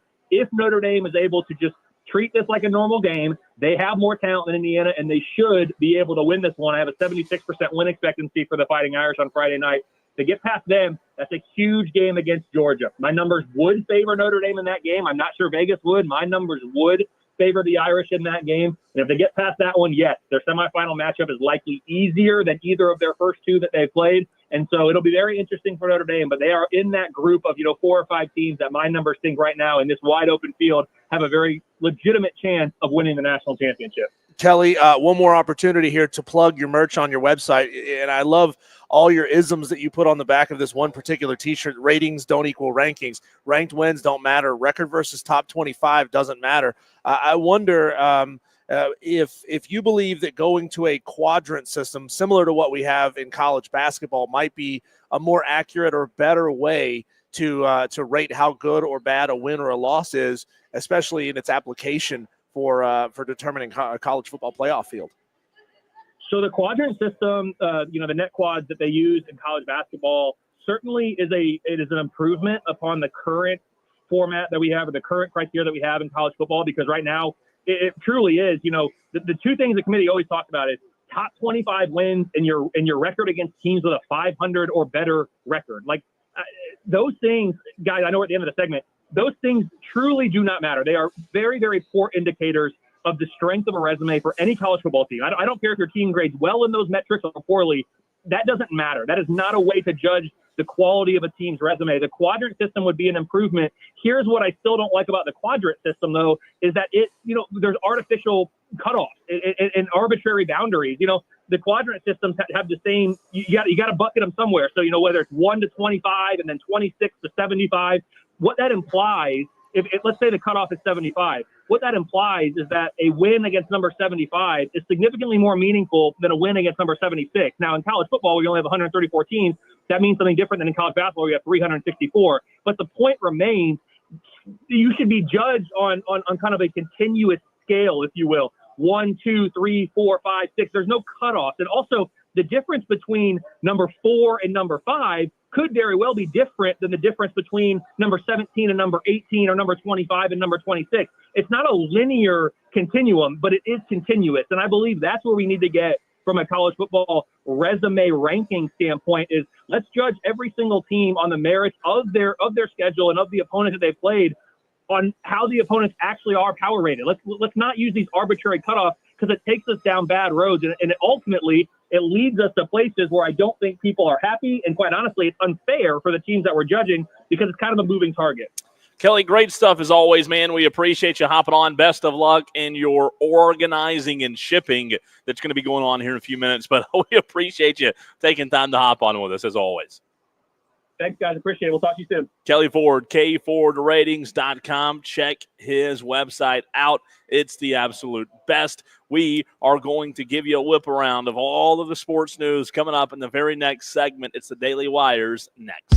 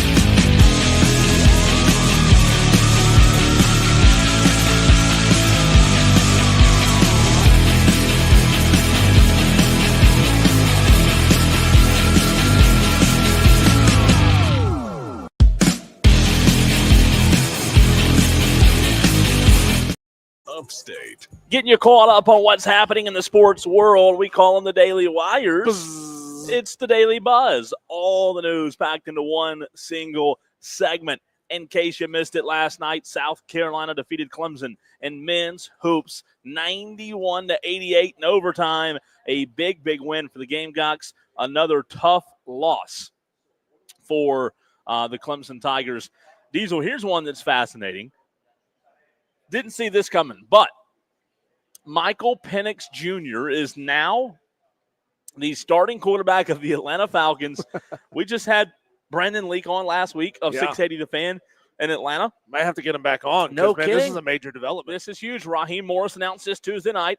Michael Penix will be the starting quarterback moving forward. He said in a statement, this was a football decision. We are fully focused on preparing for the team Sunday's game against the New York Giants. Not really good for Kirk Cousins in his camp, though, Diesel. Knowing Kirk Cousins, he will get another deal somewhere else, and somehow he'll get a raise out of this. Wow. That is unbelievable. All right, Las Vegas. The Boston Celtics on pace to shatter the NBA's record three-pointers attempted by a team. Adam Silver says he is stepping in. He has had criticisms of the offense is becoming cookie-cutter and the teams are copying each other. And, Diesel, this goes into what you and I talked about yesterday with league ratings being down. Yeah. No joke, Adam. It's a three-point contest, and that's what Charles Barkley said. He said, this has turned into a three-point shooting contest. Hey, analytics are analytics, and if the analytics say that it is more beneficial to just jack a bunch of threes and have an okay percentage at three, and you're going to ultimately score more points. Yeah, you're going to miss a lot of shots, but you're ultimately going to score more points if you're out there shooting threes as opposed to trying to get it down in the lane and play basketball down low. Then that's what teams are going to do. And the only thing that's going to change, Cole, is, number one, if defenders get better about getting out on the ball and playing and forcing players to drive, I don't know. That's the only thing that can change. Look, all these games are cyclical, right? For the longest time, it was get the ball down low, let the big dudes slam into each other and try to put it in the hoop, and occasionally take a three-point shot. Now it's flipped. It's the opposite direction. But at some point, the pendulum is going to swing back the other way, and it's going to have to force the game back inside unless they make rules changes that make that happen faster. Sure. The New York Yankees have acquired outfielder first baseman Cody Bellinger in a trade with the Chicago Cubs. So the Yankees not done yet, continuing to stock up on high-end talent in the wake of Juan Soto's free agent defection to the New York Mets. Chicago also sent cash considerations to New York, which shipped right-hander Cody Poteet to the Cubs to complete the deal. And also, in case you missed this, Diesel mentioned it yesterday, but it's official. Mike Vick has accepted the head coaching job, coaching football at Norfolk State. I said State. I'm getting hungry here. Norfolk State, he announced on a social media post Tuesday night. This is very interesting because Michael Vick has kind of been off the radar for a while, but now he's back in college football. Yeah, there's, I've seen a lot of posts over the last 24, 36 hours about, the greatest redemption arc in football history, yada, yada. Look, I mean, there's just some things I don't forgive. I don't forgive 9/11. I don't forgive dogfighting. Yeah. Is Norfolk State's mascot the Bulldogs by chance? It's funny. I made that exact same joke. Did you? I did. Oh. Was it yesterday or the day before? I can't remember. If it was the day before, I didn't hear the joke because I wasn't there, right? Yeah. I wasn't there Monday. I don't think I said it yesterday. I think it was Monday. I think we arrived at the exact same joke. I like it. I like good minds thinking alike. That's what happens when you're spending this much time together. That's We're right. on show number 186. Wow, how about that? SMU coach Rhett Lashley suggested the December portal window should be eliminated, decrying that players have to make decisions about whether to transfer or play in the college football playoff. Speaking Tuesday during his news conference before a college football playoff first round, the matchup against Penn State on Saturday, Lashley said having an open portal window while preparing for postseason games is terrible, while also noting that the decision that Penn State backup quarterback Bo Pribula made to enter the portal. Yeah, I mean, look, we've seen Marshall have to duck out of a bowl game because they don't have enough players. Yeah, there's stories of teams that have just absolutely decimated rosters getting absolutely blown out by teams in bowl games and in the playoff. And it's unfortunate and it's not right. And look, it's people always they like talking about the guys that decided to transfer into their school. Oh, it did great. Isn't it great that this wide receiver from insert G5 school here decided to move up and play at our level and play at our school? Well, guess what? Those teams are now left without a key piece that they can't just replace on a whim like that. So if you're talking about Marshall, that's down to 40, 45 guys on a roster. Yeah. Now they're out of a bowl game, and I can't understand and I can't fathom anybody who says this is healthy for the sport. It's not healthy for the sport. Yeah. The window is wrong. The portal being this wide open is wrong. Cash inducements to transfer are wrong. And you'd have a hard time convincing me and changing my mind, even though Rob Brown will tell you till he's blue in the face that he is pro portal and pro NIL. It's wrong. The way that it's being applied is wrong, and it's hurting this game. Quick programming note before Diesel sends us off to break. We will be off today at 6:30. Furman basketball tonight, and because of that, we will be departing a little bit early, so we will be on the show until 6:30 tonight. When we come back, it's time to be joined by Melissa Level of Ingalls, and it's time for Cole and I to fight about it. The 5 o'clock fight on the other side of the break.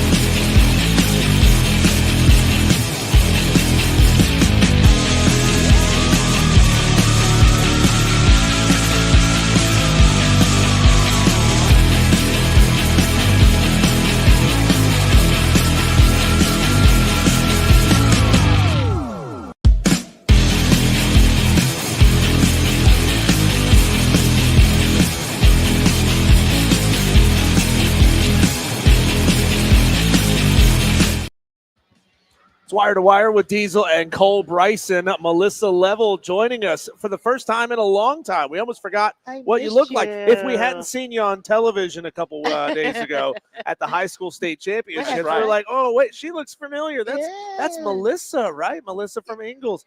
Welcome back. Welcome back to the show. I know a lot of our Tolos always love it when you're on the air joining us. And you said something off the air just a minute ago that made my eyes get big.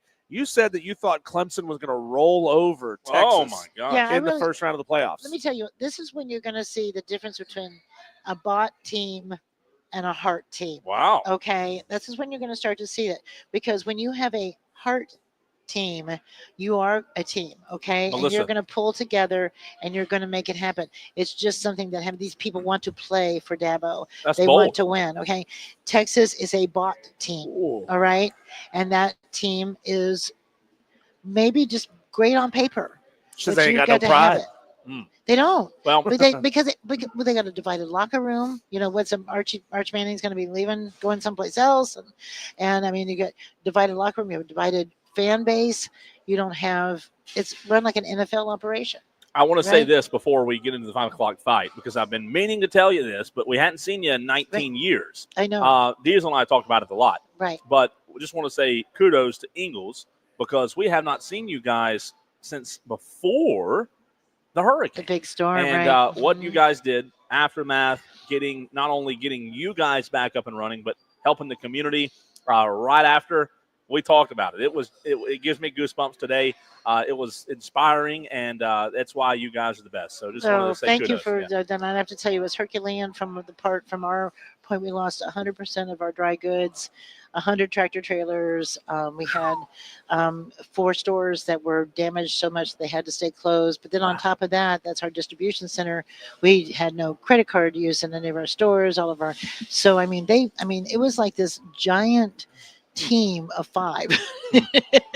They came in and went 8 days. You know that song, 8 days a week. 8 days later, we rolled 110 trucks out of our warehouse. Wow. The first 5 were relief trucks for the 4 stores and an additional relief job we were going to do. And can you tell me, I'm sure you heard stories from customers of Ingalls Markets who were just so happy to see you guys back online, back up and running, operating as this monolith, as this monument of the community, as that representation of normalcy, just being able to go to the store and pick up the things that you need. I'm sure you heard a lot of those stories too. Oh, I did, and it was a gut punch for us at first. I mean, it's kind of like when you're the one that's always running to the storm, and you're down from the storm.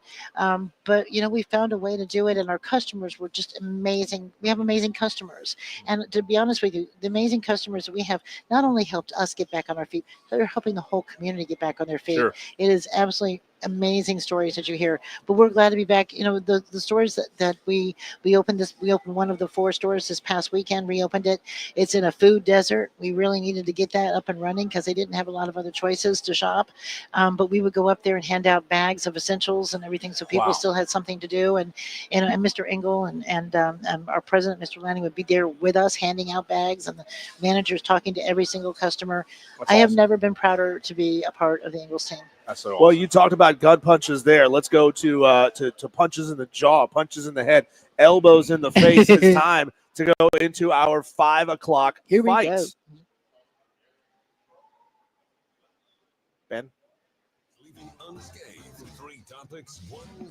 It's the 5 o'clock fight on Wire to Wire with Diesel and Cole Bryson on the Fan Upstate. That's right. 3 different topics, Cole, and I must disagree. Melissa gets to step in and be the deciding vote, the judge and the jury on who wins each round of the 5 o'clock fight. You guys can text in at 71307. Start your text with keyword fan if you want to have your voice heard, and you can tell us who wins each round of the fight. Let's get into round number 1.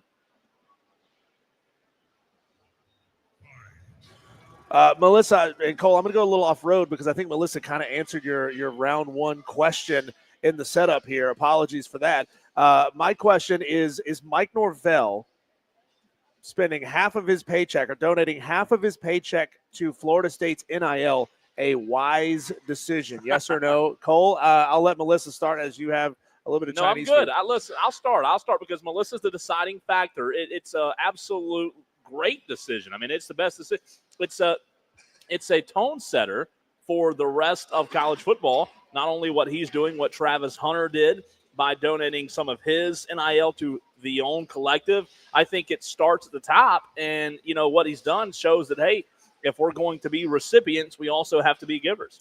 I think a rich man giving some of his money back, especially to his university, and investing in his own product is a great decision. The problem is any and all of the players who decide to come to Florida State because of the $4.5 million that he's putting in to the NIL fund, they just take that money and run. There's no lasting effect from that money. We had Rob Brown on the show filling in on Monday, and he said, why is he not spending that money building up facilities? Why is he not spending that money building amenities that can stick around for the long term? The guys that want to be at Florida State, who want to spend 2, 3, 4 years in Tallahassee, those guys aren't seeing any benefit from this other than just maybe having their pockets lined just a little bit. So I think it's actually a bad decision to spend the $4.5 million the way that he's doing it. Melissa. Well, first of all, you don't have any confidence in a coach that has to pay you out of his own salary. As far as I'm concerned, we could take it all. I think that would be the best move he could make. Just give us back the whole salary for the NIL. Okay, I'm not painting a pretty picture here, but I will say this. If you win, you don't have to worry about that, okay? If you lose, you have to worry and buy a team. Once again, I'm just talking about all this. You're right. I'm going to agree with Diesel at the end of this because I think it sets a bad tone for everything, and it's also just so not college football, okay? And the reason I picked that Clemson will win is because they're a team that's coming in as a team. They want to be there. They've been there for years. They want to be there be around their coach. They want to have the environment. They have honor to their alumni. You're right. They're kind of going to come and go. Bill Belichick going in as a coach at North Carolina is so they can run it like the NFL. Okay, which is what college football has become, is the NFL. It's a good point. It's a good point. And look, I don't have a problem with somebody wanting to invest in their own program, and every player is going to see that investment a little bit differently. Some will see it as desperate. Some will see it as he's willing to do what it takes to be successful in his own school. So, and every player is going to have to make that decision for themselves. Let's go to round number 2. If Georgia had lost in the SEC championship game, would the playoff committee have kept them out knowing Carson Beck's injury? No, they would have not kept them out. They would have been in because you saw with SMU that the loser of the conference championship game is not penalized, especially it being Georgia, especially it being them in the SEC. They're going to get the benefit. They're going to get the benefit of the doubt, much like Alabama used to. Alabama did not this year because they got left out of the 12-team playoff. So if they had lost the SEC championship game to Texas, I think you look at it as they lost to one of the best teams in the country. You kind of thought that would happen based on what Vegas had. And the first matchup, Georgia won. It's hard to win twice. I think Georgia would be in a very similar situation if they would have lost. I don't think much would have changed. I think they would have gotten the ultimate benefit of the doubt. Melissa, you see how we kind of stack these questions for you when you come here every other Wednesday? Yeah, because I got an answer for this one. We make sure we ask the hot button questions that are going to get you fired up. No, I mean, if Georgia had lost and the theory is that Carson Beck is out and not going to be able to play in the playoff, I think you have to. I think you have to. Well, if precedent matters, you have to. Yeah. But the only reason they didn't is because another Florida team would have been able to stay in, and they weren't going to have that. Miami would have been in, and they would have been out. There you go. Let's move on to round number 3. Final round. Fight. Sticking right there in Tallahassee. Will Florida State bounce back next year, or was this season 2-10 a sign of things to come? I think it was a sign of things to come. I don't think you just bounce back from 2-10. Like you were at rock bottom, and it's not like a couple of players got hurt and you still got this talented roster. They were in the gutter. They were as low as that program's been in a long, long time because of what you talked about, Melissa, with them buying the team and then the next year the cover being bared. No, I mean, this is a sign of things to come. They've got to start getting a blend of homegrown recruits and the portal guys. I think you've seen that if you only rely on the portal, it's going to take away just as quickly as it gives, and it did in Florida State's case. And I think this is absolutely a sign of things to come. And, boy, next year is going to be a heck of an important year for Mike Norvell. Oh, absolutely. I'm not sure they bounce back to 10-2, but I do think they bounce back to a plus 500 record. I mean, you've got a tremendous amount of money in the portal, and the name Florida State does still hold some cachet, even though it's not the same amount of weight that it held back in the 90s. I'm talking about specifically with 17, 18, 19-year-olds making this decision of where they're going to go play, not even for the next 4 years, but for the next 12 months. I think they bounce back to a winning season, and maybe that's what Mike Norvell needs to keep this program going right now. But I do think they bounce back just a little bit. He needs a winning program, not a winning season. All right, and I think that's why I agree with you. But I don't think they're going to go in the gutter and they're going to stay there. They've hired some great coaches. I think, and your University of Central Florida coach as an offensive coordinator is also a master recruiter in the state of Florida. Okay, so I think if you're going to start building a team, that you're going to have some of that homegrown plus use that NIL money. But I think if his mindset remains pay them, whatever they want, it's never going to build the program. It may win the season, and we may have a great season until next year. And then to do it. It's that old adage, winning the battle but losing the war. Right. I just wonder if he saw that coming, though. Like when he recruited or when he got the guys from the portal to build the 2023 team, last year's team, you can't convince me that he didn't see it coming. He knew that all those guys were going to be vanished the next season. It's not like he just, woke up one day and all his players were gone. You have to prepare better. But he had them as a reason for more people to come in using the NIL and the portal. Yeah, and that didn't work out. But what happened is when we got stiffed out of the playoffs and played the Tallahassee debate team against the University of Georgia football team, we didn't have anybody want to come play with us anymore. There you go. That is your 5 o'clock fight. 3 rounds of the fight to recap. Round number 1, was it a smart thing? Ben, hang on with that for just 1 second. Was it a smart move for Mike Norvell to put $4.5 million, half of his own paycheck, into the school's NIL? Cole said yes. I said no. Round number 2. If Georgia had lost in the SEC championship game and Carson Beck still got injured, would they have left them out of the playoff? Cole says no, they absolutely would not have left them out of the playoff. I said, yeah, I think you have to. You have to set a little bit of a precedent here. And round number 3, will Florida State bounce back next year? Cole says no. I say yes, but it's not quite going to be the 10-2 record or the undefeated record that they achieved the previous season. What say you? Text in 71307. Start your text with keyword fan. Tell us who won each round of the 5 o'clock fight. And right now, Mr. Voiceover Guy is going to tell you how you can send us an idea for a 5 o'clock fight. What do you want Diesel and Cole Bryson to fight about next? If you've got an ass, I'll kick it. Submit your topics to Diesel at thefanupstate.com. Subject line fight on the Fan Upstate. So while we're getting these votes and these texts in, Melissa, you texted me the other day with a very interesting conspiracy theory in a way. Tinfoil. About what's going on in the state of Florida. I want to cede a couple of minutes here and let you explain this and see if the Tolos agree. Well, I really always thought that everybody thought it was a conspiracy theory, okay? But how do you go on TV and say, I do not know who's going to be in the Final Four, okay, when the Final Four helmets are sitting behind you, okay? That's number 1. Number 2, you're 13-0, okay? There is no precedent. Everybody who has injuries, they're still playing on in the playoffs this year, everything that happens. I just think there was a huge quarrel between Disney and our governor of the state of Florida, okay, which caused ESPN to say and Disney to say, never is a Florida team, as long as he's there, going to play or possibly win a national championship on our network.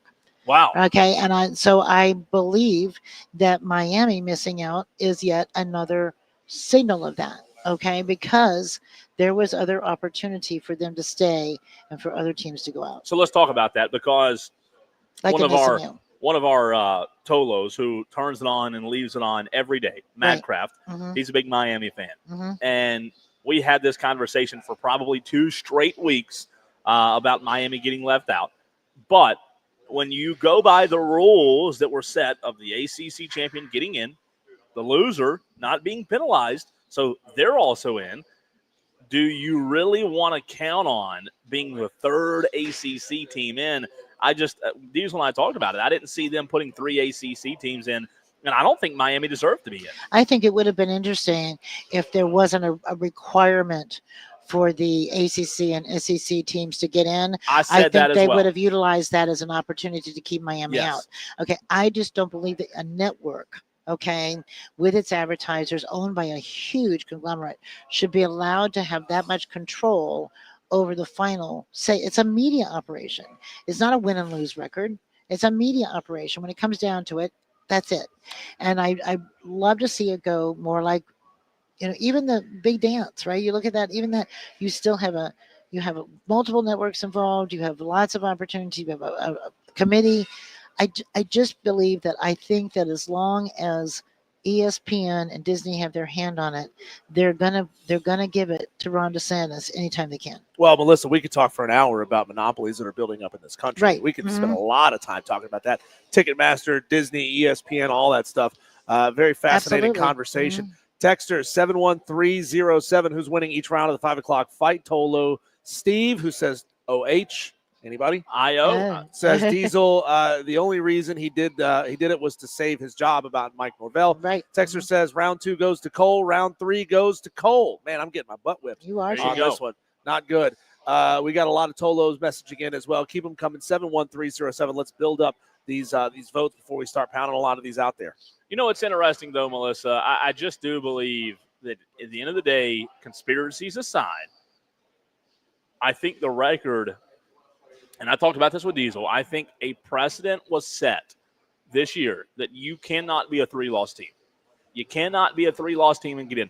There was only one 3-loss team. Right now, there's only one 3-loss team in the playoff, and that's Clemson because they won the conference championship. Because they had to be in. Because that of was a the rules, requirement, the requirement. right. Which, and I agree with you. I don't Right. like those requirements. These I told Diesel that a couple And I weeks love ago. them. But I love them. I do too. I think that it should be based on things like that. Well, Cole, here's the problem with setting a precedent that basically says do your absolute best to go undefeated or at least win lose fewer than 2 games. As soon as everybody starts scheduling in a way that they can achieve that, then you automatically have to swing back to strength of record and strength of schedule. Because if you've got 25 teams that now have 2 losses or fewer, now you've got to start parsing resumes again, rather than just strictly looking at the win and loss record. Yeah, and again, I think multiple things should matter. I don't want it to be precedent, one thing.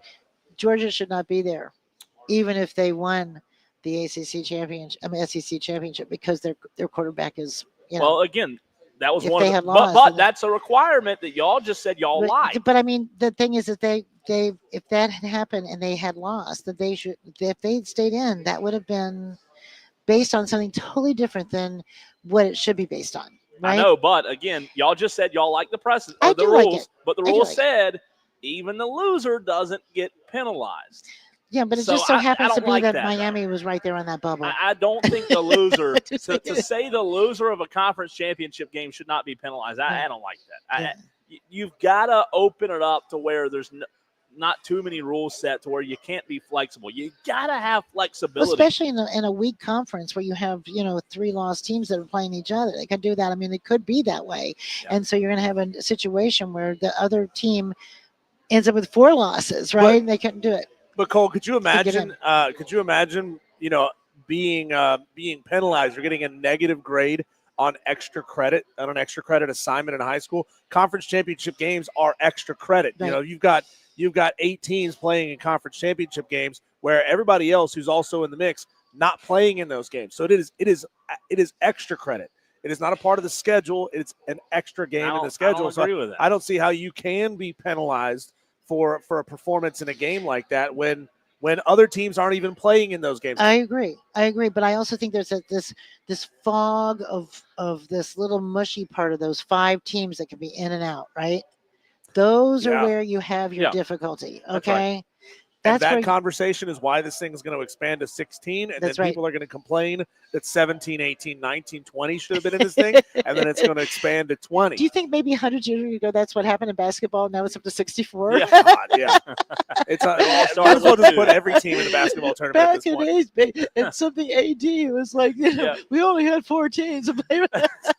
Melissa Level, Ingles, she's absolutely fantastic. The phone lines back open in the very next segment. I know Tom was wanting to get in. I know Madcraft was wanting to get in. It's called Oh UFPL open phone lines, and we'll get to some basketball as well next.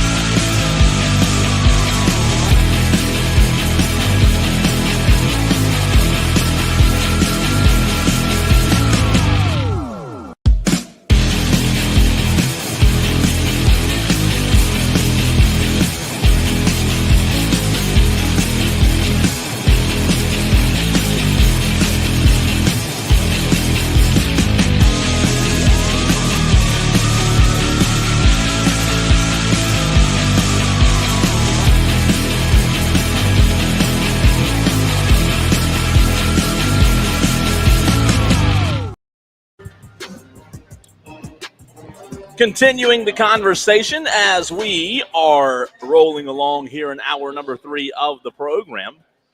And we've had several people want to get in on the phones. I know we've been pretty bogged down today with guests and a lot going on. Good to see Sly Guy here at Ingles, 10903 Anderson Road in Piedmont. Always a pleasure seeing him. But back in the Ingles Market Studio, Ben has let me know we do have Dewey up first. 844-326-3663 is the way you can get in touch with the show. What's up, Dewey? Yes, I think Clemson's going to win against Texas because they've been studying this week, and they've been studying Texas. But you said that they studied too much, though. Well, they do, but they've been they had the last 3 weeks to study how Texas plays. I think Datto's going to get it done. Their battle tested in the playoffs, even though that was the pretend playoffs. This is actually the pretend playoffs. So they need to get into the real playoffs. Okay, so that's a bold prediction. Give me a score, Dewey. Give me a score. I think it's going to be close. I think it's going to be 3 points. 3 points. Okay. Dewey calling for a Clemson win. That's 2 people today. Melissa and Dewey both calling for a Clemson win. But Dewey's a noted Gamecock fan. That's why I'm so surprised. And that's not why I like it. It's state pride. I take pride in my state. It has nothing to do with Clemson. Wow, what a good motto. Okay. So are we starting to SC chant? How about that? And South Carolina's going to blow Illinois away. But I really hope that all them players sit out because the protest against the committee and what they did to them. The travesty. Okay. Anything else? Interesting choice. If you're going on suspension starting tomorrow, so I hope you have a Merry Christmas, Cole. That's what happens when you badmouth Shane Beamer. Whoa. And I told you Shane Beamer was going to win. Now, who has advocated on this show, station in general, and praised Shane Beamer more than me? I have never. What are you talking about, Dewey? So that's before they started winning. Well, wait, Dewey. On the bandwagon. Dewey, didn't you say earlier this season that Shane Beamer should be fired? Yeah, but that's because he started his silliness. Oh, okay. That's what he what? Silliness. If Shane Beamer wants to lose games, then he can get fired. But that's not his style, though. He's going to win, and next year they're going to win the national championship. Well, Dewey, Merry Christmas to you as well. We appreciate you and hope your holidays are fantastic. 844-FAN phone, 844-326. He got with that in. 844-326-3663 is the way you can call the show. I know we've been bogged down. And Tolos, if you want to get in, you better do it now because this is going to be a short break. We'll have Chris Phillips of SEC Unfiltered on next. So, and then after that, we're going to have another short break. And Furman basketball will be shortly after. So not much time to get in. So if you want to get in, I know Tom and Madcraft were on hold earlier.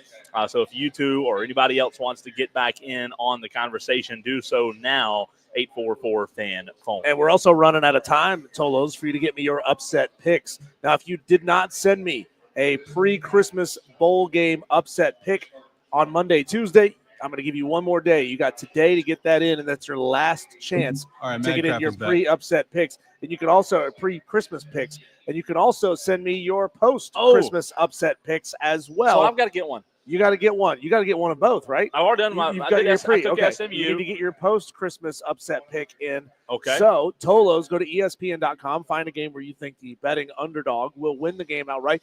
Gets just markedly tougher this time of year, Cole, because you just never know how many guys are going to be opting out or going to the NFL draft or transferring. It's a tough spot to be, but I've got mine. You got to get your picks in. I've got mine. Cole, it was not tough for me, by the way. Oh. You know why?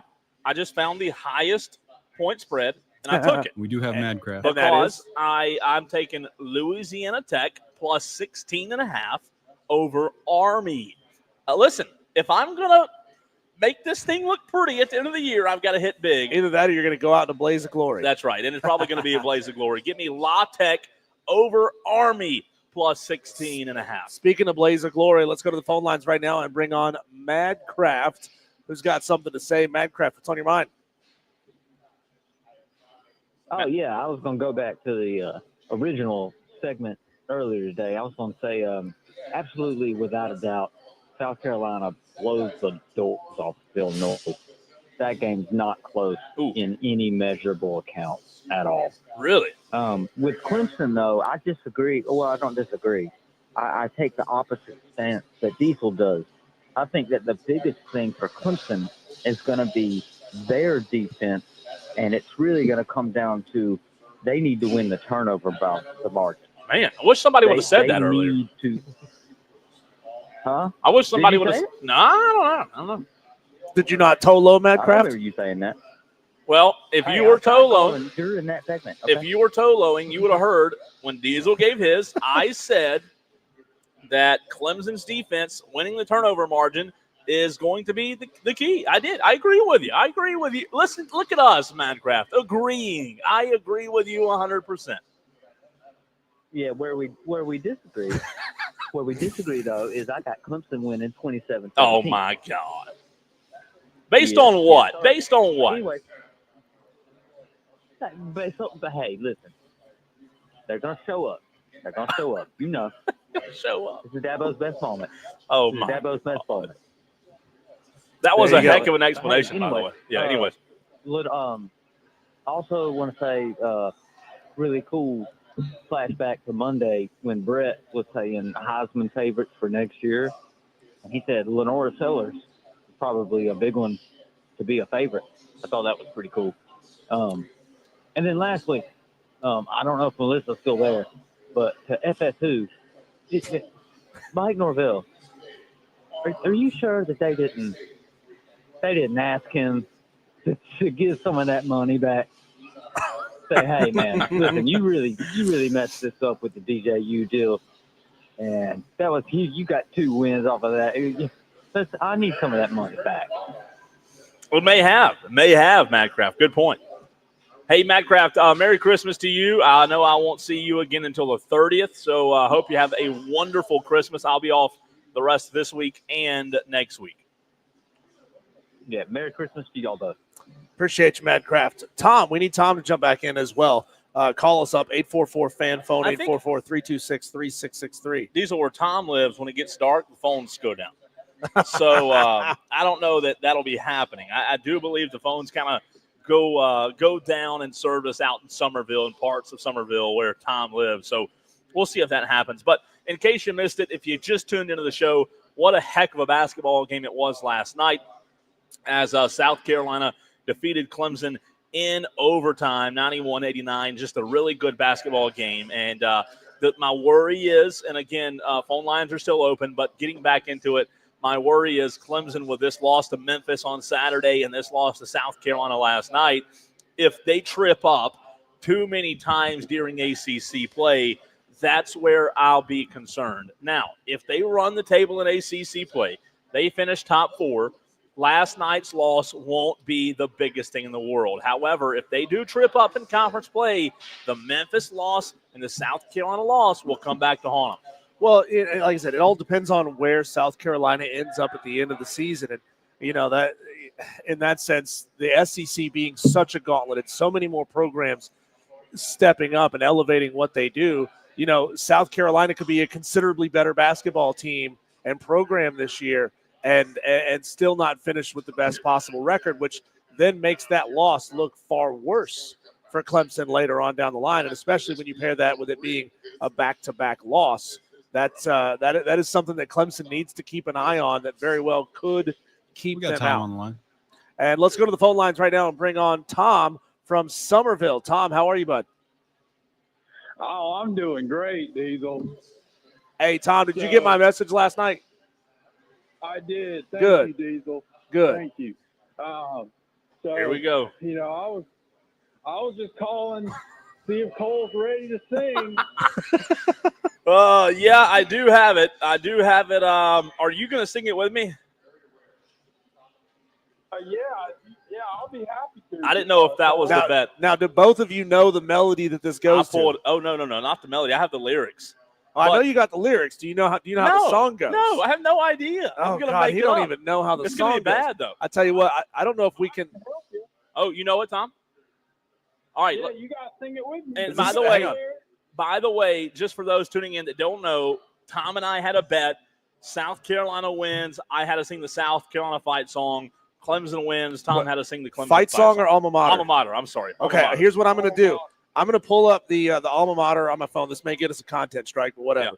Yeah. I'm going to pull this up, and I'm going to play it. I'm going to bring the microphone here, bring my phone close to the microphone so that you guys have something to sing along to.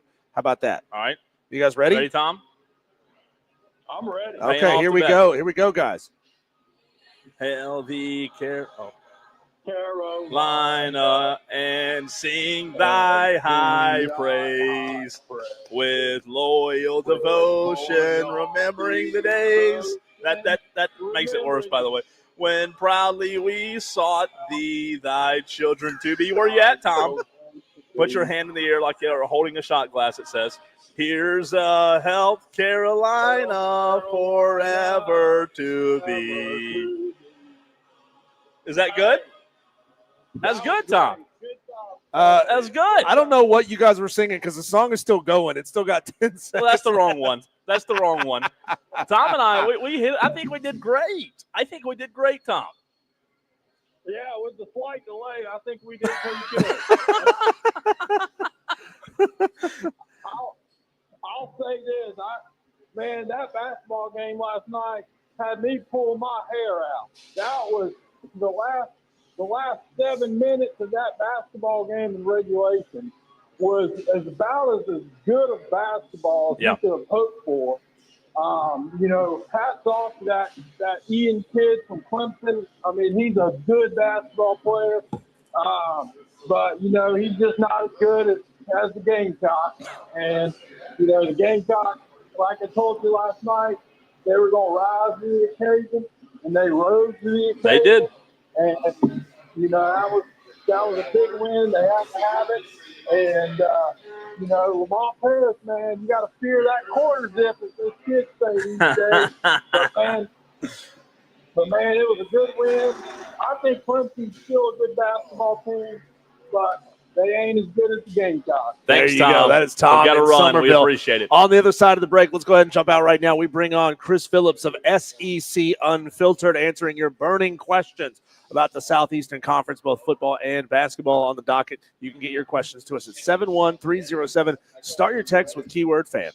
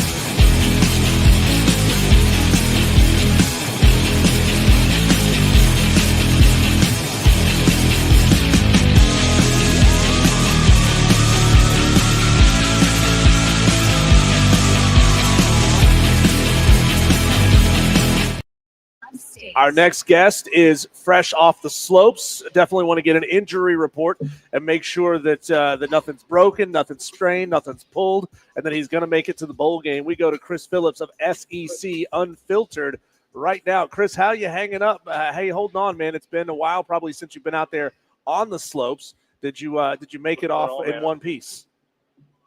Yeah, what's going on, guys? I'm feeling pretty good. Good. Was definitely sore coming back. I biffed it pretty hard a couple of times the last few days, but feeling good, man. Excited for the playoff this weekend and all the bowl games. Bowl season's underway. Chris, you said you're feeling good. I'll flip the coin and go to not feeling good. Of the SEC teams, the three in the playoff, which of the three do you feel the worst about and their chances of winning it all? That's a good question. I mean, I'd probably go just based off of past Tennessee, although I have Tennessee beating Ohio State on Saturday night. So I think Tennessee of the three, least likely. Believe it or not, I even still feel good with Georgia, even with Carson Beck most likely missing the playoffs. So I just because of their past, I think the side of the bracket they're on is very advantageous. So I'd go Tennessee. Just even if they beat Ohio State, they'll be rewarded with taking on maybe the best team in the country in Oregon. But all three SEC teams, I see a path to make a deep run, but I'd have to go Tennessee right now.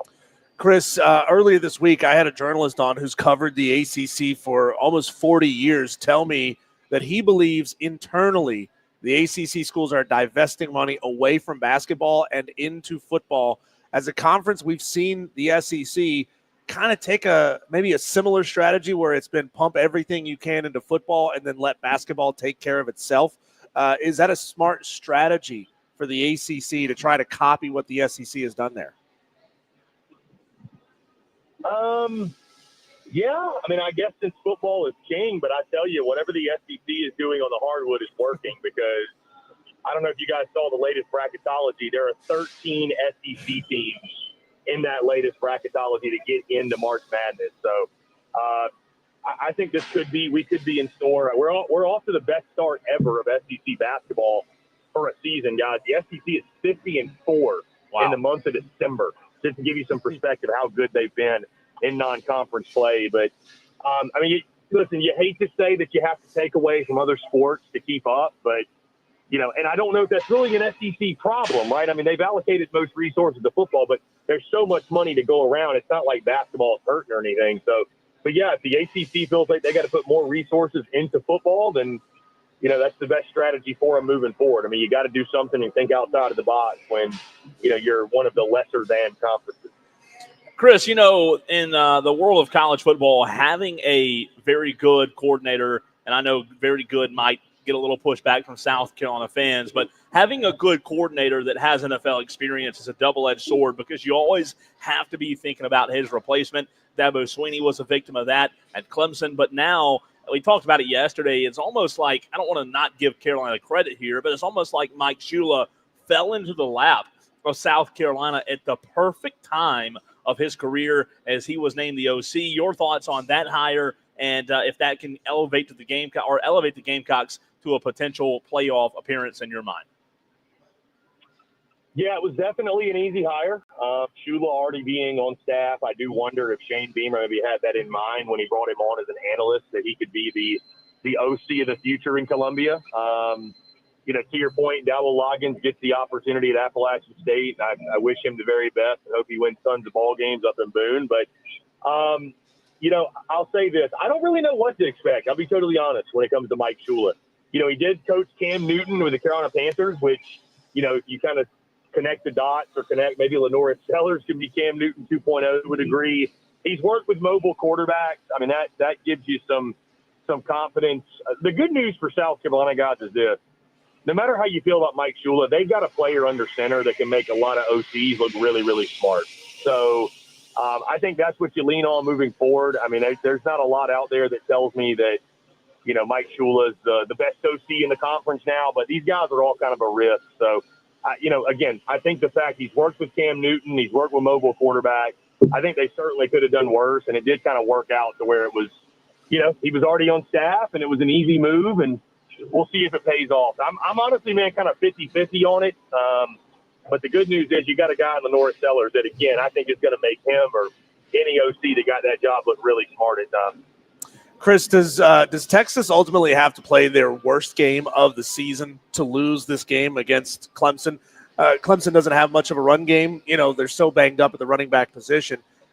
So if they force Cade Klubnik to throw the ball a lot, Texas with this ball-hawking defense can really tee off on him. I mean, is it going to be self-inflicted wounds by the Longhorns the only thing that keeps them from advancing? Guys, I look at a path for Clemson. It's got to be similar to what Texas did against Georgia in that first matchup where, again, self-inflicted wounds, turning the football over. Georgia had a bunch of short fields. Their scoring drives were like 27 yards, 30 yards, 13 yards. They had one long drive in that game, but it was a ton of short fields to help out their offense. So I think something similar would have to happen for Clemson. I think Quinn Ewers would have to play one of his worst games of the season. But, guys, I just don't see it happening. I don't think Clemson's defense is Georgia's defense, right? I mean, we're not used to seeing a Clemson defense that's outside of the top 70 in rush defense. And, we know Texas, when they commit to it, can run the ball pretty well with Trey Wisener and that group of guys they have in the backfield. So, guys, I think Texas is going to roll with this game. I've got them 30-13. I think Clemson backs their way into the college football playoff. I think the Longhorns will dispose of them accordingly. I might get close first half. If it is, it will remind me very similarly of what Georgia did to Clemson in game one, where, I think the Tigers' defense, if they keep them in it, I won't be totally shocked. But at some point, they're going to bend until they break. And I think at some point, the dam will break. Texas runs away with that ball game at DKR. Is the Ohio State-Tennessee game, Chris, the most intriguing first-round matchup to you? Because we talked about it. It has a lot of flavor. And obviously, both teams have a rich tradition and a rich history. It seems to me like it's the most intriguing, the most sexy first-round matchup.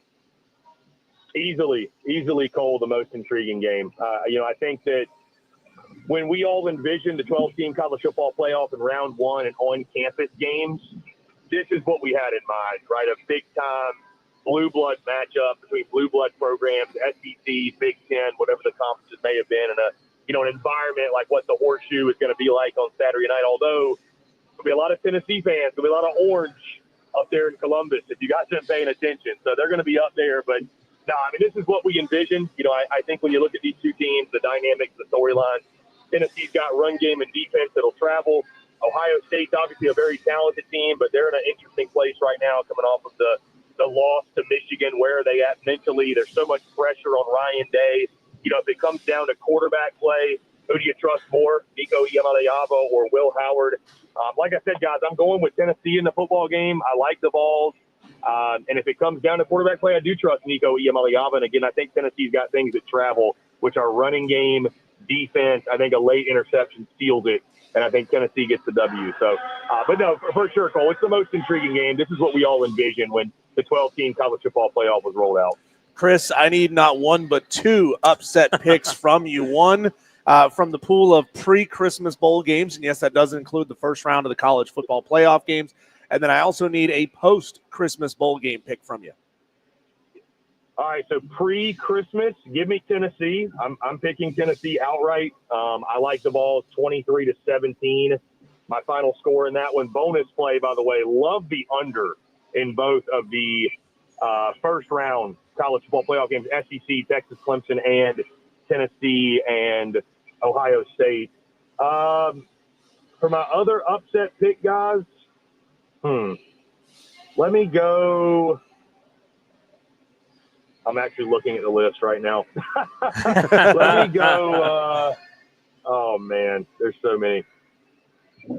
Let me go. I'll go Texas Tech +2 over Arkansas. I picked them straight up. I mean, at this point, guys, there isn't a spread big enough that's going to actually get me back in the competition. So I might as well try to win one. So, yeah, give me Texas Tech. I got the Red Raiders straight up over Arkansas. I think they're a 2-point dog right now. Chris, great stuff as always. We appreciate you. Have a great Christmas, and we will talk to you soon. Yeah, guys, have a Merry Christmas. Appreciate y'all, and have a Happy New Year if I don't talk to you till then. And all the Tolos out there, Merry Christmas and Happy New Year's to y'all as well. Absolutely. Chris Phillips, SEC Unfiltered. We will take a break, come back, a short segment on the other side before we're joined by Lou Bezjak about 6:15 to talk Shrine Bowl, but we'll go around the NFL Week 16 style next.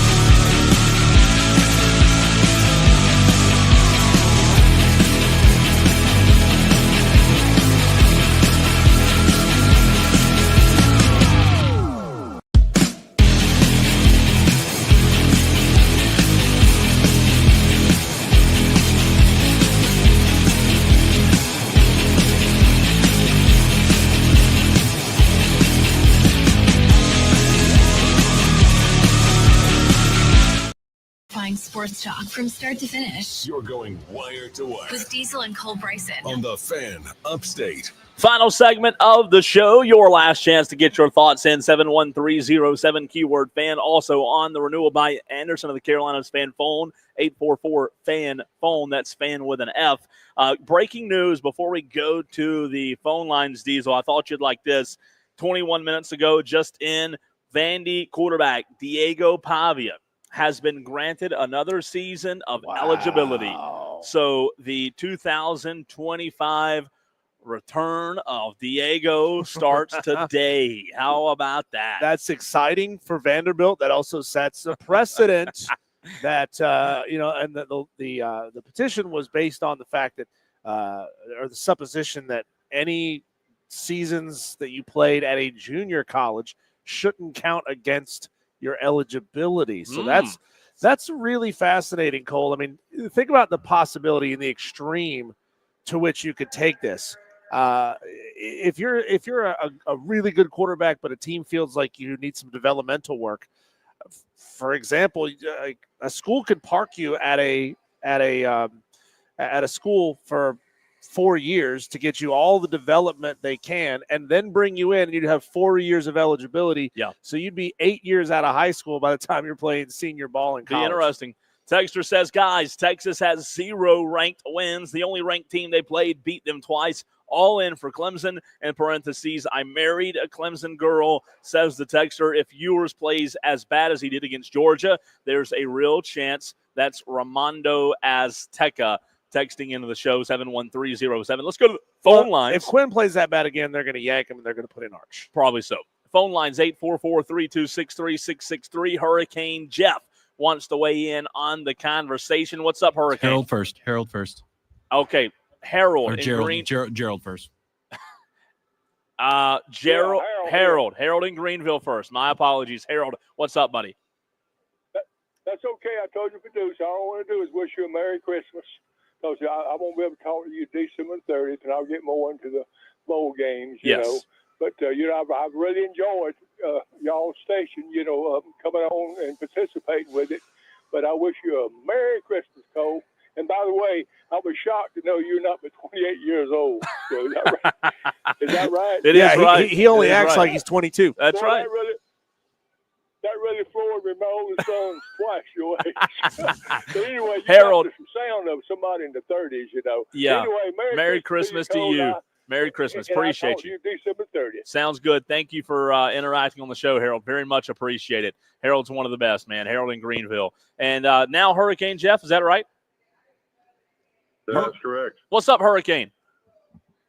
Hey, man. Good to talk to you guys. I know I don't call in much, but I just wanted to wish you guys a Merry Christmas. I do want to get in my post-Christmas pick as well. Yeah. Have you given me your pre-Christmas pick, Hurricane Jeff? I thought I texted it to you. Did? Okay, good. Okay, let me give you the post one. I'm going to take Toledo +7 over Pitt. Okay. Oh. Toledo +7 over Pitt. Toledo +7. Yeah, Toledo's done pretty good a couple of times this year for me. So I'm they've helped me get on the board. So I'm going to go ahead and ride with them this time. I like it. There you go. Be good. Be pretty good to go 2-0. Guys, I wanted to wish y'all a Merry Christmas, and I appreciate everything you guys do. I look forward to listening to you guys in the future, and all the best to you and your families. Thank you, Hurricane Jeff. We appreciate that. Merry Christmas to you and yours as well. And he brings up an interesting point there, and a great way to segue to a text message that we've gotten a lot of times over the last few days. People asking what's going on with our show, with Jim Rome announcing that he is leaving the Infinity Sports Network. We are going nowhere. Well, there was confusion because Jim Rome's moving from 3 to 7. So people were very confused of what was going to happen to us. But it shows that everybody wants to be an afternoon drive. That's right. As Diesel said, Jim Rome is going to Westwood 1. So it will be the Rob Brown Show, Rider Than You, Rich Eisen Show, which is a great – I love her. Listen, I'm stoked about it. I am stoked about Rich Eisen joining the lineup. I think it's going to be a great product. Jim Rome's one of the best ever. Like, he's been doing it for 900 years, I think, Diesel. So, hats off to him. But it's the hair dye that keeps him looking young. It is. But I tell you, man, no offense, I just think Rich Eisen will relate to our audience better. I really do. And again, Jim Rome's in L.A. and people in the upstate, they don't necessarily care about every major sport like those in the big cities do. So I'm excited about it. I really am. Yeah, I think it's going to be a positive change. And, we see the text messages and people sending in messages, even during Jim Rome's show. It's not always the most positive thing. And it's not a bad show. It's just not your cup of tea. Yeah, that's right. It's exactly right. Texter says Clemson has one ranked win, LMAO. Shut the bleep up, dude. God, I can't even read half of this text. Yeah, there's your a Tiger lot team is going to get waxed. What is? Okay, I'm gonna read this, Cole, with and I'm gonna say the word bleep in place of the words we can't say. Okay. Just so that listeners do get the full effect. Okay. Stupid bleep cousin loving Tiger fans, y'all backdoored your way in. You have absolutely no business being there. It's an absolute joke. Bleep Dabo, bleep you. God, jeez. Carolina fans coming in strong today, aren't they? That guy's probably got a Bible verse in his Twitter bio. Texter says, heck yeah, Eisen, Rome sucks. Texter says, I thought you were 50-something, Cole, when I first heard you. Well, I guess that's a compliment. I'm going to take it as one. I don't know if that's meant to be, but I'm going to take it. Hey, Harold, if you're still listening, Spartanburg J says, Merry Christmas to you, Harold. Again, Diesel will be with you tomorrow and Friday. I am on vacation starting in about, 3 minutes from now. So I'll be off of here soon. We'll have Lou Bezjak of the State Newspaper previewing the Shrine Bowl next. And then we're off at 6:30 because of Furman basketball. Diesel, you won't be back until January the 2nd. That's after right. Friday. I won't even remember what you look like. You'll have to use your GPS to get to the radio station, probably. Yeah. I will be back on the 30th on Monday, so I'll have a total overreaction Monday for you Tolos on the 30th of December. So that'll be a lot of fun. And more Bleep Dabo texts coming in. I don't know if this is one guy or two guys or three guys. But, man. Man, they are ganging up on them. But I'll tell you what, man, it's a lot of fun. And just to kind of echo what our Tolos have said to us, I will echo it right back to you as my final parting words until the 30th of December.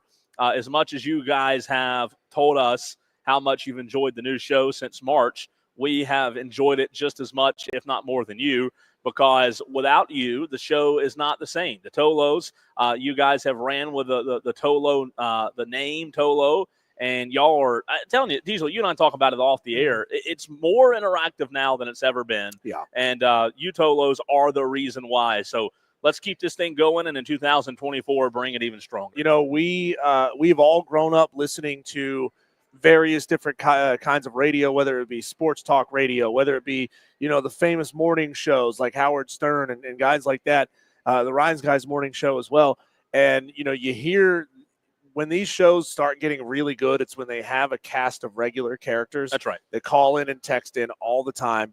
And, I have conversations with my wife, Ashley, once a week at least, talking about, you had to hear this caller. You had to hear what Tom had to say. You had to hear what it was like when Dewey and Tom got on the line together, when Rick was calling in, when JD's calling in and Madcraft. And we've got so many great characters that you guys are absolutely fantastic. Yep. You make a show like this truly special, because I'm going to tell you, not every radio show has a cast of characters. 100%. Stern called him his Whack Pack. Everybody's got a name for him. But not every show has a cast of characters, and it's because you guys have embraced Wire to Wire in such a great way, and we are very, very grateful for that. Only going to get bigger and better, Tolos. We are signing off, and then we will be joined by Lou Bezjak of the State Newspaper next to preview the Shrine Bowl and then Furman basketball at 6:30. Diesel, we'll see you tomorrow. I will see you on December the 30th. Tolo.